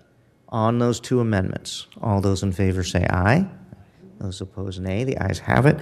One thing I wanted to add in the bullets as a separate bullet in the ordered section, that in order to get, if this site were to go forward, the construction there'd be many, many streets that would have to be dug up to lay conduit and other things. I'd like to have some sense of how this is going to impact the neighborhood in terms of construction and what streets are we talking about, how long are we talking about, what the implications are going to be, so that again we get a full picture of not just the health risks, but also what are the how are we talking years, what are we looking at, so that we have a better sense of what the neighborhood would be in for. So I would add a bullet in that ordered saying renderings that show the planned distribution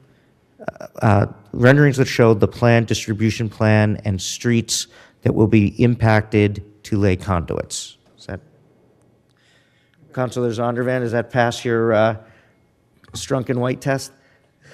I think so. You think so? Okay.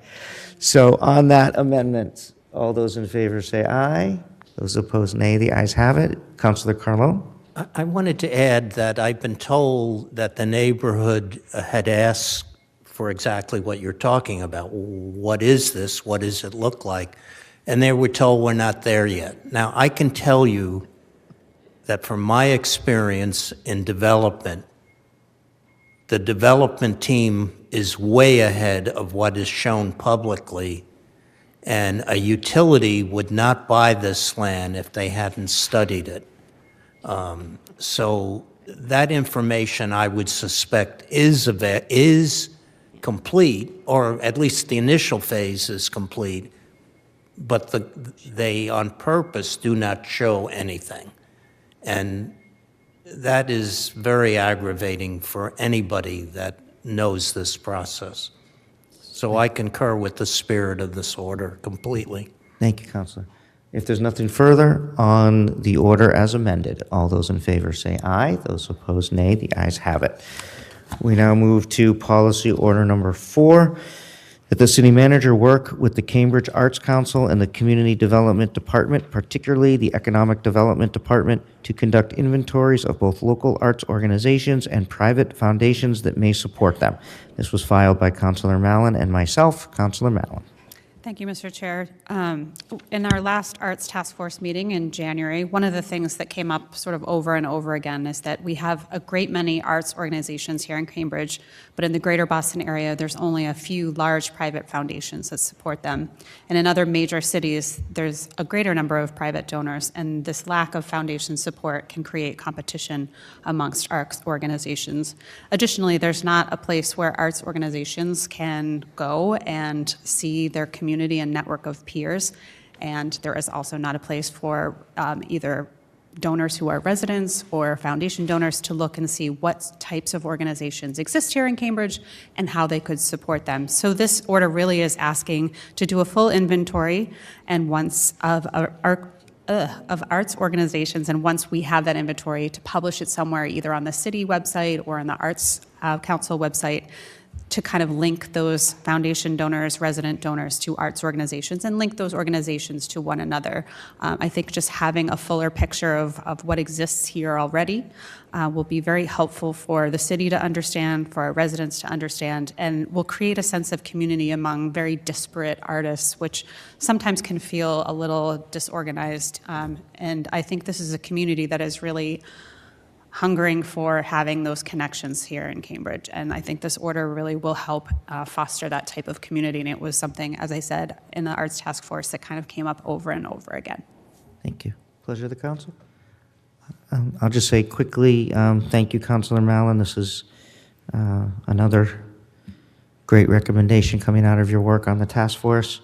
When the EMF conversation was going on, there were a few folks who lived in Cambridge, who were quite wealthy, who came forward and inquired about what they might be able to do to help. And you know, they give large donations to the arts in Boston, but they're Cambridge residents. And so getting a better sense of what's available, I think, would be helpful. So if there is nothing further on the order, all those in favor say aye. Those opposed, nay. The ayes have it.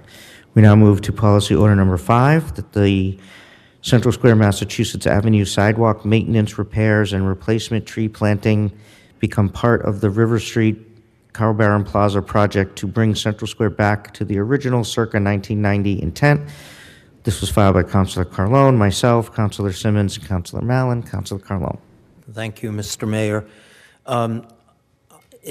We all walked through Central Square, and I decided last week to just count the number of asphalt patches and approximate the square foot sizes, only because it looks like nobody cares. And I know that's not true, but that's the impression it gives. And when visitors come, these clues register. This calculation, by the way, of 600 square feet of asphalt does not include the, I assume, short-term stretch in front of the bank's building between Temple and Prospect. I did not include that. People have written in and said, you should do more. You should repave, take up the bricks and reset it and repave them in places. And that's true. I just wanted to make us all more aware that this is an ongoing nuisance, hurts the square, which is definitely has great energy, and this is just something that would add a minor addition to the contract, which is $34 million. And this is the easiest way to get that done. So I hope you fully support it. And by the way, just as a comparison, I mentioned 45 pieces of asphalt along Mass Avenue. I walked the same amount in Harvard Square, and it's 15 patches of asphalt. So it's definitely been forgotten. Thank you, Mr. Mayor. Thank you. Councilor Mallon. Thank you, Mr. Chair, and thank you to Councilor Carlone for bringing this forward. I really noticed these asphalt patches during November when there was the taste of the bid, the Business Improvement District, and all the sidewalks got really clean for the entire month. And then when the sidewalks are clean, you notice other imperfections, and I started to really notice those asphalt patches. So I'm fully supportive. I'm a co-sponsor of this. I think Central Square has a little bit of the broken windows kind of situation where I think if we do these little fixes in Central Square plus the taste of the bid, I think it will make a huge difference to both the residents who live in and around the square and the many, many people who work here every single day. Thank you. And I would say also, you know, it's the Central Square Business Association and Michael Mona's team is working so hard to bring back Central Square to its glory. And the mural project, the bid, you know, the new lights, you know, all kinds of, and we gotta step up too, you know, and so this is also I think it would show a commitment from the city that there were concerns that, you know, that the bid was going to be doing things that the city should be doing. This is a way of showing, no, that's not the case. The city's going to step up with funds.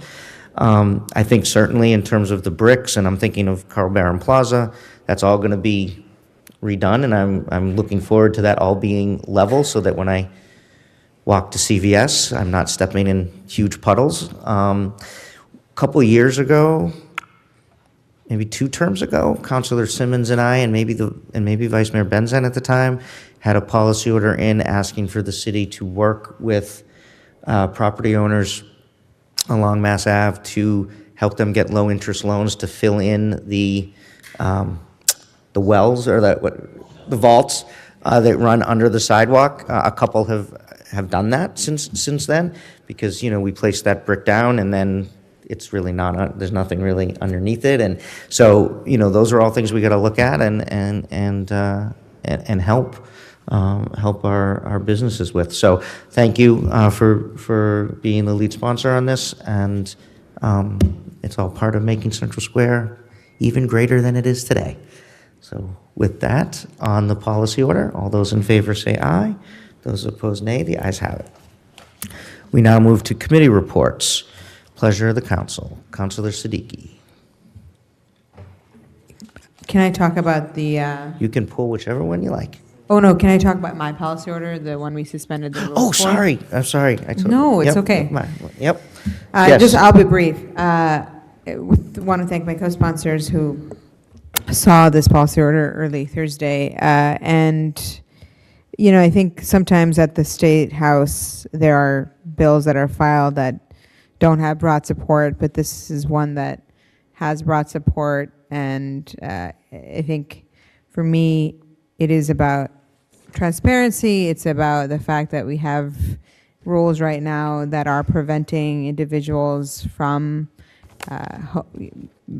renting homes. There's a tenant, there's a story about a tenant who was rejected for over 100 apartments and was homeless for a year because one eviction case that her landlord filed because he wanted to sell the building. And in this case, she did nothing wrong. She moved out and her case was dismissed. But the fact that that's publicly available and we can go out, any of us can go on the trial court's website. And I often go on the trial court's website whenever someone does call me about a housing matter.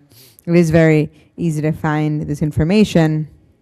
And even winning in court hurts tenants. So this is something that I will definitely be doing some organizing around. We had the first meeting of the Tenant Displacement Task Force on Tuesday, and we talked a lot about how there are a lot of policies that require home rule and so forth, and how it is effective to work on some of the low-hanging fruit. And then there's issues and bills like these that I think, one-on-one we can go out and advocate for because of the significant research that shows the wide impact that it does have on vulnerable and marginalized populations. So I just wanted to bring it to the attention of the council. If anyone wants to organize around this with me, I will be doing a lot of work on this issue as it relates to the tenant displacement work and tenant displacement protection work that the committee will be doing. So thank you for the support, and let me know if you have any questions about what else this bill will be doing if it gets passed. Thank you, Councilor. Pleasure of the council. Councilor Zondervan. Thank you, Mr. Mayor. I'm in strong support and would be glad to help organize around this. Nothing further. On adoption. All those in favor say aye. Those opposed, nay. The ayes have it. Now we. Oh, Suspension. well, we only pulled hers, but we can pull. Oh, okay. So, the second late order that was pulled, that the city manager is requested to confer with the Director of Traffic, Parking, and Transportation and the Police Commissioner for a report on the Super Sunday Road Race that was held on February 3rd, 2019, and if the proper procedures were followed in issuing permits and when, if the neighbors were notified. Councilor Toomey. Thank you, Mr. Mayor. Once again, I believe the same organizer last year did something similar. And it's really unfortunate. And what I want to know from the city is, when this permits were issued. My understanding they were quite late, that this person was not available to cooperate with the city.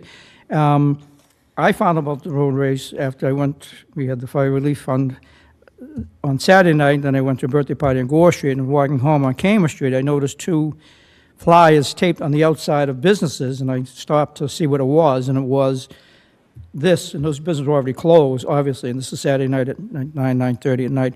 So, and then I went to St. Francis Church on Sunday morning, and nobody there was aware of this either, the residents. So, you know, the city just has to say, you know, if you don't do this in proper, and it's a great cause, raising money for cancer, I understand that, but there still is a procedure that has to be followed, and this, some people just feel that they can disregard our rules and regulations and just do whatever they want to do. This went from Kendall Square to Harvard Square down to Cambridge Street. I was quite you know, it's road races, I support them, it's great, but there has to be notice, proper notice to the residents and to the businesses that this is taking place. So I just want to know when, just the timeline, exact timeline. I'd like to see when the dates on the permits, when they apply for, the cooperation, when these were issued. There was no, usually the DPW, Department of Public Works, has barrels out to block off the streets. None of that took place. So it just creates public safety and a major inconvenience for people. So just cooperate.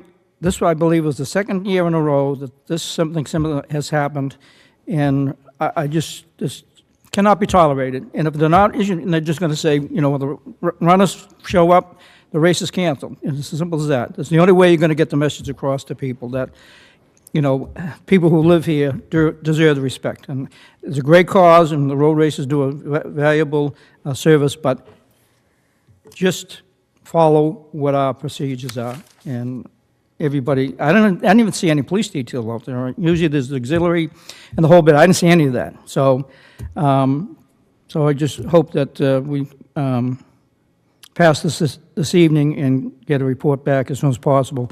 I know Lee Giannetti just sent us something to us about this. I didn't have a chance to read the whole thing, but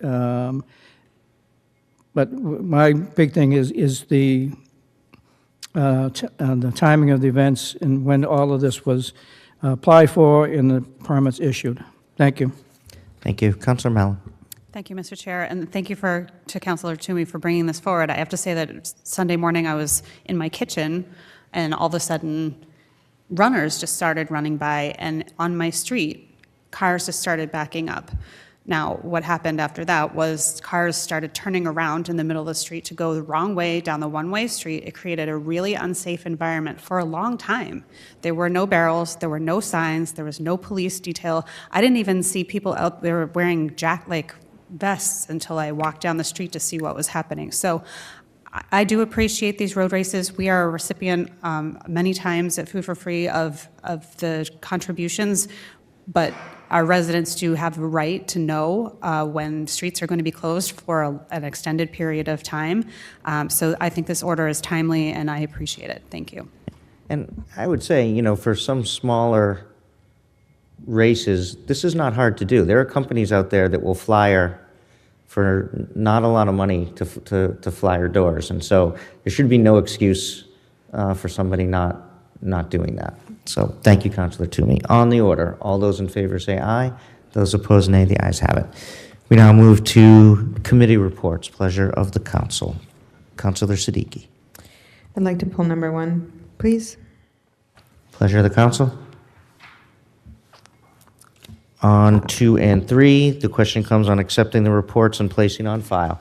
All those in favor say aye. Those opposed, nay. The ayes have it. We now move back to committee report number 1.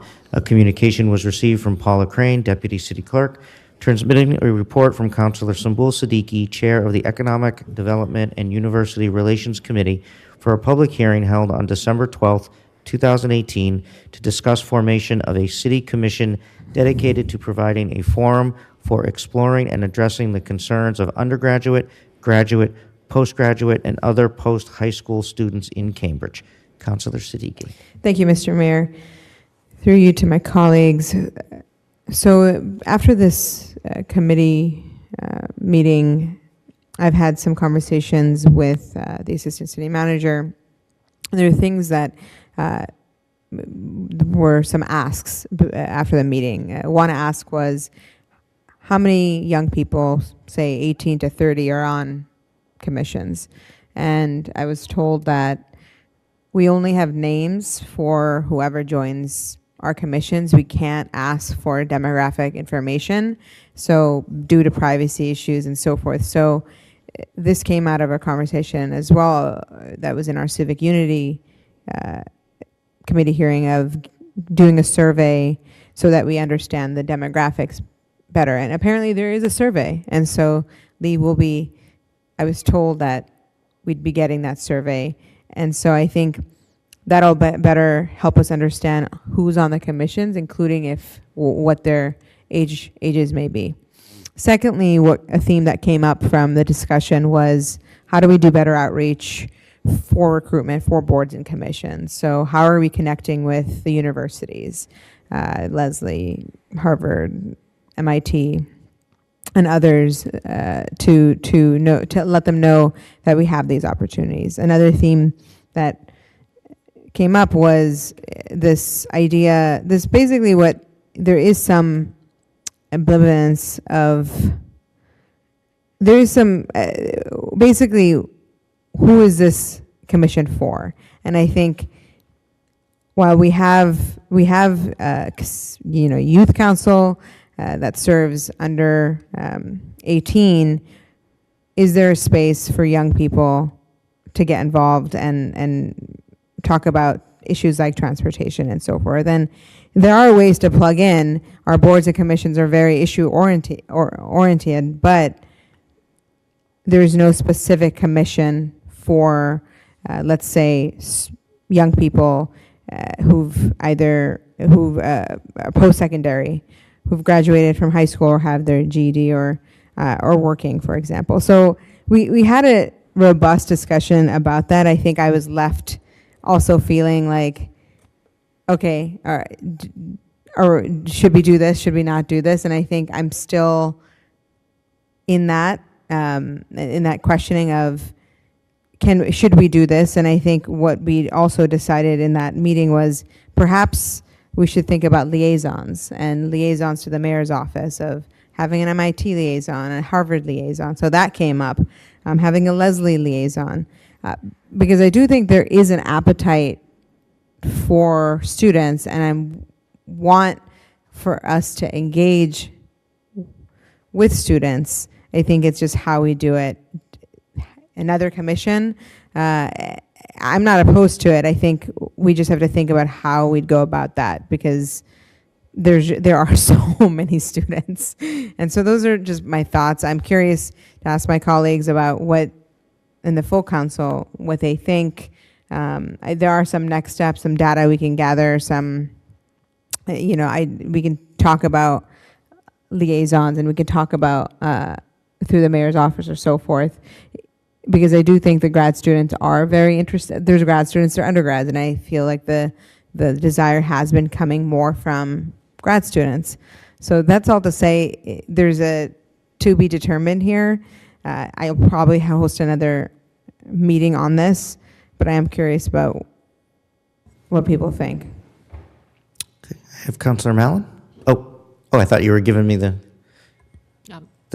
auction nod. You just bought a beautiful painting. I have lots of thoughts about this, which I shared in the committee hearing. I think it's something that we should definitely move forward with and try to figure out if there's a way to engage our young people, particularly at this time where I feel like more and more young people are getting involved in the political process, even on the municipal level. I mean, if you look at who ran in our last election, we had Harvard students that ran in our last election for both school committee and for city council. So I think there's definitely an appetite. I look forward to having this conversation going forward, and I want to make sure we're engaging with all the college students that we can. Thank you to Councilor Siddiqui for doing this. Vice Mayor Devereux? Thank you. I agree. It was an interesting meeting. I didn't come out with any answers either, and I think it was actually Councilor Mallon who suggested maybe holding a town hall to sort of take the pulse of how many people would come. I mean, I wonder, are students, grad students, coming to the Digs Deep forums? Because those are sort of community and it is hard to involve them. So I think we need, clearly there are some students who are very eager to be civically engaged. It remains to be seen, I think, what the general student population is, but I definitely think it's worth pursuing. Just one correction in the committee report to what Councilor Mallon just said. There were 2 Harvard University students who ran. One ran for school committee, one ran for city council, but the actual report on the top of the last page says that 2 of them ran for city council. So that's just a quick fix. One ran for school committee, one ran for city council. So we can in amend this that. last election. So something to think about also as we move forward. I do think this is, I think it's a good idea to explore. I guess my question would be, do we want to do this, and maybe do we want to do this specifically geared to students? There are a lot of folks, young people between 18 and 30 who are working, who, are not working, but in the community and would like to be involved. And so is this specifically for students, or do we want to expand it to young folks in general? Just, you don't have to have an answer now, just a I quick think that's question. what we discussed, or we tried to discuss that day. Okay, Councilor Kelly? Thank you, Mr. Mayor, and thank you to Councilor Siddiqui for having the meeting. I would argue that it's a student-focused one, and that students are a very unique body, and that the body doesn't change all that much, but the people in it are constantly churning over. So figuring out a way to tap the body is both something we can do, I think, with greater specificity than we could with the general population, and also something that poses a different sort of opportunity that we would like to take advantage of. So where we park it, how we fund it, how we staff it, I guess those are details, but I think this is something we should have done long ago, and we should do sooner now rather than later. And I'll just play devil's advocate for a minute. Just, again, I wasn't at the meeting, so a question. I mean, obviously I do think there's a benefit in involving students, but I also think, I worry that if someone's going to be here for a limited period, and we don't know, some people stay, some don't, but if you're going to have a grad student who might be here for 2 years and is going to be making some recommendations on a project or zoning, and then they're going to be gone, I'd almost rather have the person from 18 to 30 who's not a student, who lives here and has been here and is going to stay here, who has, more of a long-term interest in the community. So I think it's something just that not all students stay, but how do we involve them? And I don't get me wrong, I support that. But I do think that I guess it depends on what comes out of this committee and what authority this committee would have and what it would look like. I'm not sure how comfortable I am with folks who might be here for 2 to 3 years making recommendations on how the city should, proceed on zoning decisions that are going to impact us for the next 50 if they're not going to be around to be part of that. So anyway, just a thought. Councilor Kelly. Thank you, Mr. Mayor. And I think that's a very good point, but I think that's exactly why we want something like this, is we don't understand, at least certainly I don't understand what those challenges are. I know that many of them will be gone after 2 years or 3 years or 5 years or whatever, just like many other people are, but the concerns, I think, tend to be much more consistent than the turnover in the people, which is why I think students are a somewhat special category for whom we should target some sort of specific outreach and communication efforts. Yeah. No, I think it's very interesting and happy to be part of the conversation. Councilor Zondervan. Thank you, Mr. Mayor. Just joined the debate as a former student who did decide to stick around. We could also do both. We could have a commission for students and a commission for young people, and students can decide where they want to place their efforts. I hear your concern, but I don't expect that people getting involved through this type of commission would necessarily focus in on zoning issues. They would presumably be concerned about issues affecting them as students or as young people more generally. Yeah. No, just a question. So stay tuned. Thank you. Yes, thank you. So on accepting the report and placing on file, all those as amended, all those in favor say aye. Those opposed, nay. The ayes have it. We move to roundtable minutes. There are none. Communications and reports from other city officers. There is one. Councilor Kelly. Thank you, Mr. Mayor. I don't know how many of you have had the chance to read the memo that I put together about some of my concerns about amendments to the tree protection ordinance and thoughts about how the meeting on the 14th might go. I know that a number of you can't make it just because you had other obligations. It was the earliest time we could have that meeting, and then we bumped into school vacation week, and then it went way far down the line. So I wrote the city manager a list of things I would like to address from what type of powers the city council has and so forth this morning. If you have things that you'd like to make sure are on the docket for that meeting and that the city staff has been able to prepare to address, I would suggest that you might want to do the same as well so that we could be as productive as possible. Thank you. Councilor Mallon. Thank you, Mr. Chair. Through you to my colleague, I did have one question. I did read your report. Thank you for submitting it. I think contextually it shows that there was definitely a need to have a further discussion because I think there are a lot of unanswered questions here. One of the questions I have about some of your suggestions was if you could define what you mean by infill development, just either by size or by permitting process. I guess I'm not really clear, so if you don't mind just clearing that up for me. Councilor Kelly. I don't actually, that's a very good question. So I don't know that there's a specific definition of infill. There are a couple of different ways it happens. Traditionally, at least in my mind, someone buys a property and either it has a big enough lot with nothing on the back that they can start the second piece of building 75 feet from the lot line. And oftentimes that is where a tree might be or two trees or someone's garden. Frequently, it's a beat up garage and a beat up chunk of asphalt that's serving as a driveway. Sometimes it's both. That's one type of infill. Another type of infill would be, I'm not that creative, so I look at a property and I see a house on the property and I think that property's got a house on it. And other people who are better than I at this stuff will look and they'll think, well, I can throw that house in the dumpster for $60,000 and put up two big houses where there used to be one little house and make however much money off of it. So I guess that to me would be another form of infill development. There's not a statutorily defined term that I know of. So I suppose we all have our own places where we would think something's infill versus not. Thank you. And so, because I just wondered if there was like a square footage, like the special permit process kind of kicks off at 50,000 square feet, if infill had like a 25 to 50,000 square feet. So that's helpful to know that there isn't a real definition at this point of what that might mean. I also, this is just a comment, I wonder how this will sort of intermingle with the accessory dwelling ordinance conversation that we're going to have tomorrow and how it might affect that. So I think that's definitely a conversation to have for tomorrow, but I just wanted to throw that out there. Thank you. I have Councilor Zondervan, then the Vice Mayor. Thank you, Mr. Mayor. So I just want to, I did also read the memo. Thank you for that. I just want to reiterate a little bit what the goal is of the original proposal, because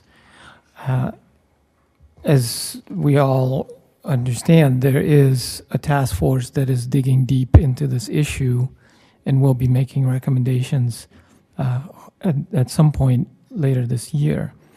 So the goal of this original proposal was not to comprehensively address our tree canopy disaster in Cambridge, because we can't do that just through this small amendment. The goal was and remains to protect as many trees as possible during that period of time when we are deliberating on how to more thoroughly amend our tree protection ordinance so that it actually protects trees.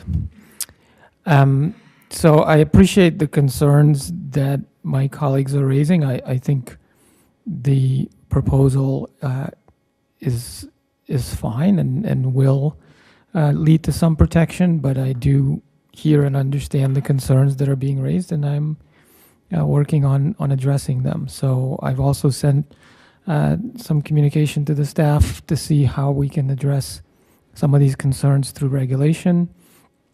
And I'll also prepare a presentation for the ordinance committee to go through some of these concerns as well. And I am sorry that most of us apparently won't be there, unfortunately.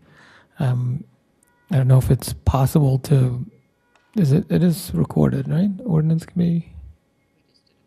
Yeah, so, okay, so it'll be recorded and we'll be able to view it after the fact. So appreciate everyone's patience, and you know, I'm confident that we'll be able to figure this out. Vice Mayor? I read the memo. I looked at the pictures.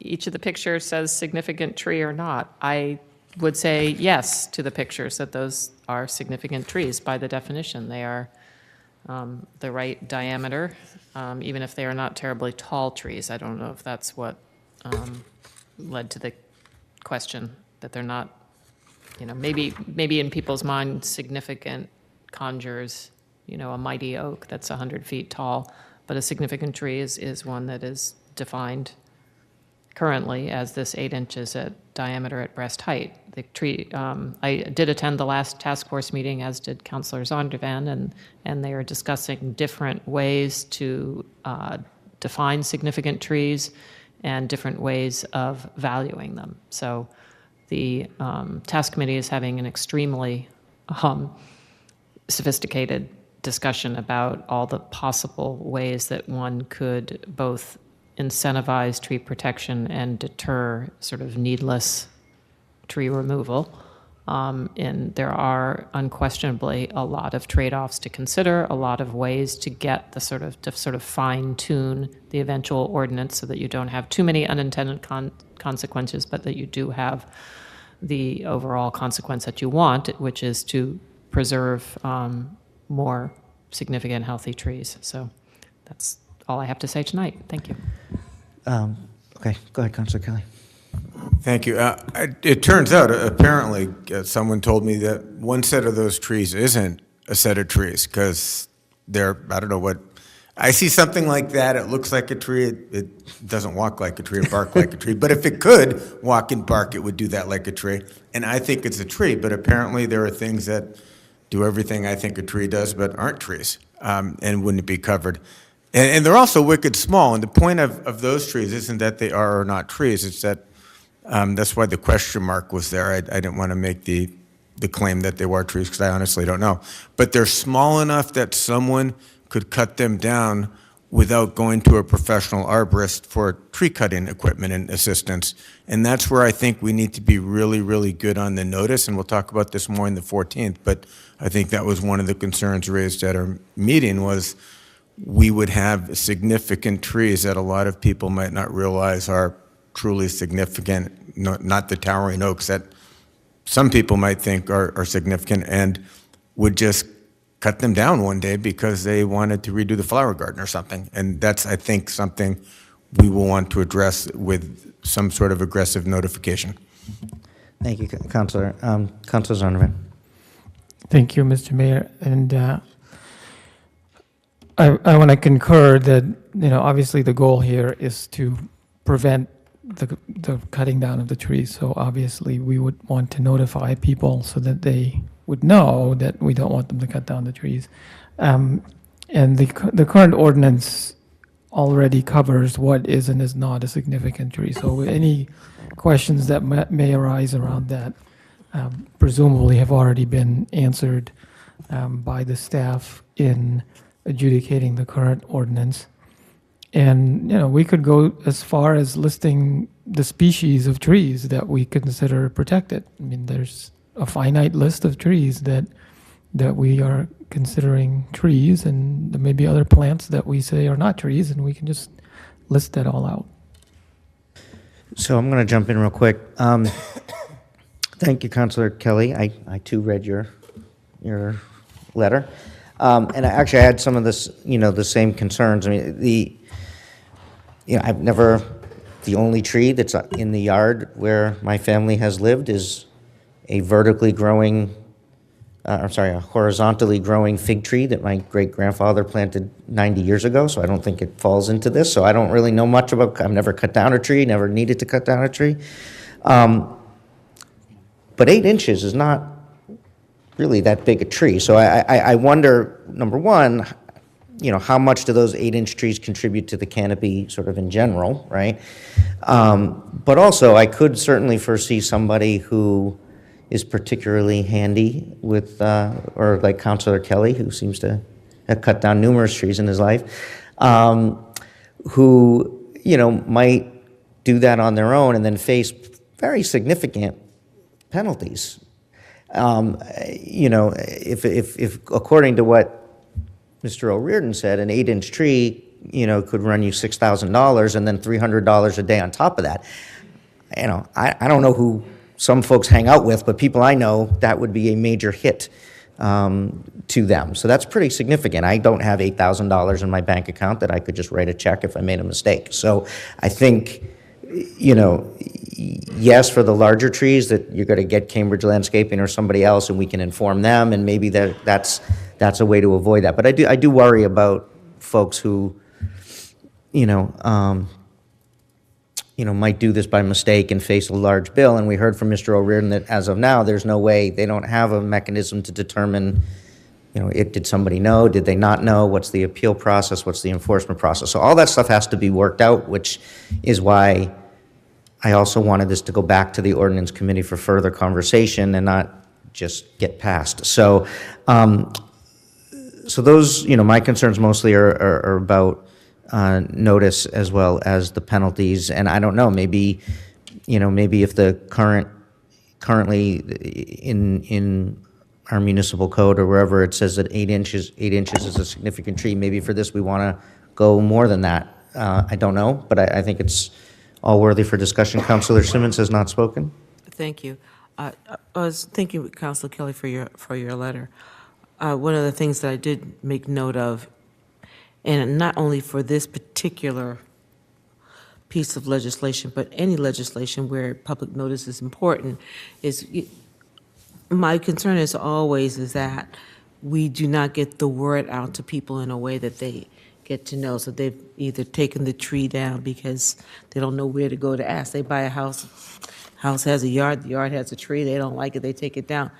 There's no mechanism necessarily to let people know what the rules and regulations are around a lot of things, but we're talking about trees right now. So as we advance this conversation, I hope that we'll play a particular note as to how we reach out to people to let them know about any changes, particularly where those changes result in a fine, that this is the new law, this is how it's going to affect you, what you can and cannot do.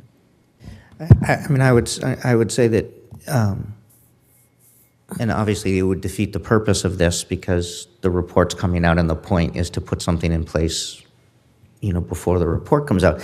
But if you look at other things that we've done, whether it's plastic bags or pet shops or, polystyrene, or that we've taken a year, there's been a year implementation to do public meetings and public process. And I'm not suggesting, again, it would defeat the purpose. But if we're really sort of looking at, the way we've operated in the past in terms of outreach, and even after that year, you still get people that say, I didn't know that you did this. So, that's, doing it, immediately. I think we just have to be really careful. I got Councilor Zondervan again. Did anyone who didn't speak want to? Councilor Siddiqui? Thank you, Mr. Mayor. I will just say that I couldn't attend the last Urban Tree Task Force meeting, but they do have this, snapshot of policy options where they have this discussion about how many trees do we have in Cambridge that are, 6 inches versus 8 inches and so forth. And they have a lot of other policy options. So it's a good place to go in preparation for the ordinance meeting on the 14th, which I will try to make. We do have a family policy council meeting that night, so trying to figure out. And it's Valentine's Day, but that's okay. And there's a school committee budget hearing that night as well. Councilor Zondervan. Thank you, Mr. Mayor. It's a great opportunity to show our love for the trees. I completely agree with the importance of notifying people because, again, that's congruent with the goal, which is to prevent the trees from being cut down. The goal is not to sneak up on people and collect big fines from them. The goal is to keep the trees from being cut down. So, and the current ordinance doesn't specify how much the city is compensated for the trees. That's determined by DPW and is not written into the ordinance. So, that's why we're, the original proposal to amend it didn't include that because the original ordinance doesn't include it, and so it can be dealt with through regulation, through policy that's set by DPW itself. And so I'm having that conversation with them, and again, I think we can find a reasonable balance between saying, in these cases, we do need to charge some fees, not $6,000. That's obviously too high, but there should be some deterrent so that people don't knowingly say, well, I'm going to cut it anyway, and what's $50 to me. But again, the primary purpose is the outreach and letting people know that our tree canopy is in trouble, and we are making this change to protect the trees and prevent them from being cut down. And this will be my last comment. I do think it's important also to let, especially the folks who are coming out in support of this, to know what this municipal code is, who it's for and who it's not for. I mean, I've seen on social media, there was some folks upset that some of us voted to send this to ordinance, and the assumptions that were being made was, well, they did this because they don't want to stop Wheeler Street, and they just want to support big developers. This is not about big developers. This has nothing to do with big developers. And people who should know about this are out there saying that, and I think that's really unfortunate because it's an important conversation. And so, I want to make sure people understand that this would not have done anything about Vellucci Plaza. This would not have done anything about Wheeler Street. It's not about protecting big developers. I mean, I'll say it again. I said it last week. If we find out that big developers like the investigation in Alewife, if they cut down those trees illegally and we have means and ways that we can find them through the nose. I am not looking to save them any money.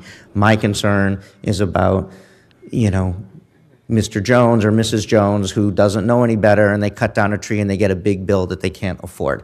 So I just want to make that really clear, and I hope that anybody who's listening to this actually talks about what this policy order is talking about and not use it as an excuse to try to forward another agenda. Councilor Zondervan. Thank you, Mr. Mayor, and I agree with that clarification. We should be careful to note, certainly any projects that are already approved, this would not impact, but it is true that even large projects could potentially, under the current ordinance, cut down a lot of trees as long as they do it more than a year before they apply for special permits. So this amendment would potentially impact that activity if they were to just cut them down but not file for a building permit within a year. And also, as Councilor Kelly points out, there are other smaller developments where they may choose to just pay the fine. And, that's unfortunately just the reality of life. We can't prevent every single tree from being cut down. And in terms of what happened on Acorn Park Drive, the Vice Mayor and I are working with State Senator Jalen's office to thoroughly investigate that situation. And those trees clearly were on public land. So, we will deal with that. And if there's fines to be levied, we will make sure they are levied. Thank you. Is there anything further? All right. On sending the report, the communication to the Ordinance Committee for the February 14th hearing, all those in favor say aye. Those opposed, nay. The ayes have it. Late resolutions, Madam Clerk. Through you, Mr. Mayor, there's two.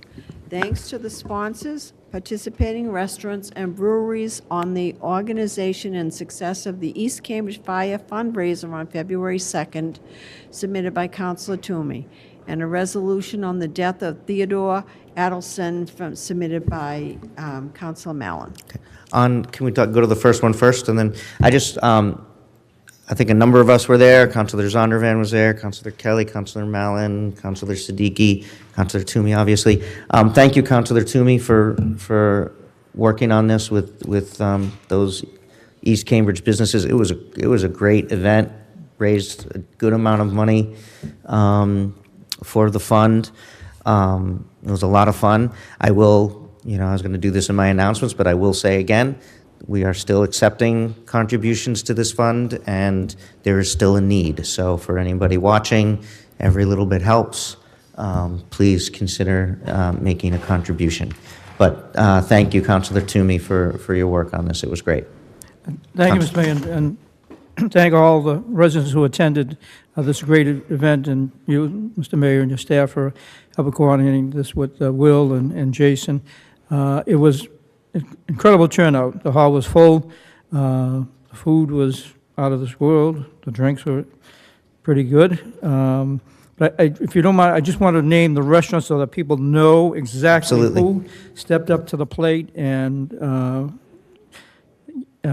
provided the services. So it was Puritan Company, Bisque, the Smoke Shop Barbecue, Trina Starlight Lounge, Lone Star Taco Bar, Marmalades, State Park, Atwood's Tavern, Portugala, Highland Fried, Commonwealth, Revival Cafe, Bambara, and Elmendorf Baking Supplies, who just recently opened on Cambridge Street. And the breweries were Lamplighter Brewing Company, Bantam Cider, and Beam Suntory. So, and as you said, all the proceeds went, there was no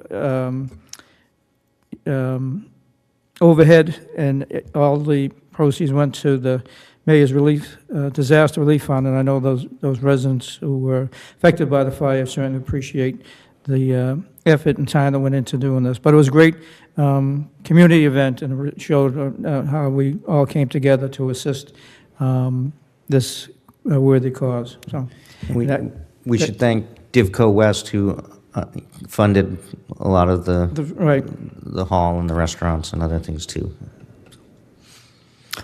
Anything further on that? Councilor Zondervan. Thank you, Mr. Mayor. I did have a chance to briefly attend.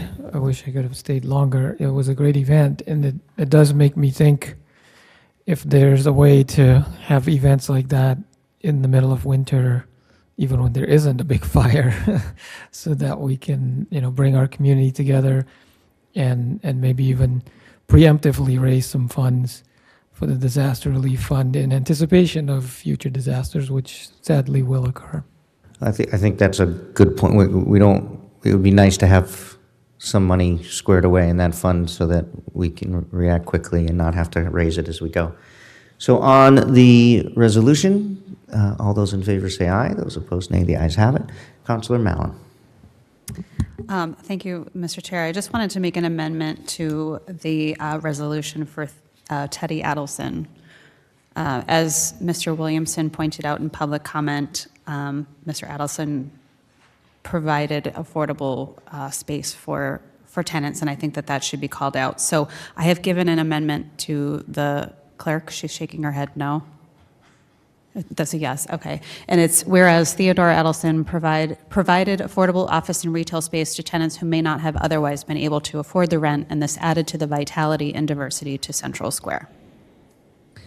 On the resolution as amended, on the amendment, all those in favor say aye. Those opposed, nay. The ayes have it. On the resolution as amended, all those in favor say aye. Those opposed, nay. The ayes have it.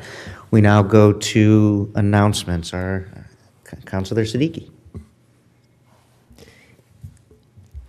This Thursday, from 5:30 to 8 p.m., we will have our third Cambridge Digs Deep conversation, and we'll be hearing from the city, the schools, and the police. So it'll feature presentations from each of these groups We'll talk about data. We'll talk about policy, where we are, where we're going. It will be right here in the chamber, so please come. I think we've a lot of the city council has come to the past events, so thank you to everyone who's been. And the food gets here at 5:30, so look forward to seeing you. Thank you. I got Councilor Mallon, then I'll go to Councilor Mallon. Thank you, Mr. Chair. I just wanted to throw a shout out for the Warm Hearts for Warm Feet wool sock drive that is happening right now through Valentine's Day. I got to my council desk earlier, and there's a big bag full of wool socks. They are coming in deliveries. They are coming in via Hilton's Tent City, who is offering a significant discount. And I just received word today that we've gotten some significant donations of socks from local businesses. Violet Gluten-Free Bakery just donated $500 worth of socks. So if you have a company that would like to donate socks, please let us know. If you are a resident, there are bins both at City Hall and at the Cambridge Police Department on 6th. So that's happening until Valentine's Day. So please contribute. I dropped my socks in today. Councilor Toomey. Thank you, Mr. Mayor. I just want to announce for those who might not know this, but yesterday the New England Patriots won their 6th Super Bowl and want to offer them congratulations. So I'll put in a late, well, next week we'll put in a resolution. Thank you, Mr. Mayor. That's what the noise was about last night? Oh, wow. I have one announcement. It's a little bit of a ways off, so I'll do this again. But on Thursday, February 28th, 6 p.m., here in the Sullivan Chamber, we are having our second open mic night for Black History Month. All art forms and expressions are welcome. If folks want to contact our office and have any more, for any information, contact Luis Vasquez at lvasquez@cambridgema.gov, or just call the mayor's office. Any other announcements? Seeing none, on a motion by Councilor Toomey to adjourn, all those in favor say aye. Those opposed, nay. The ayes have it. We are adjourned.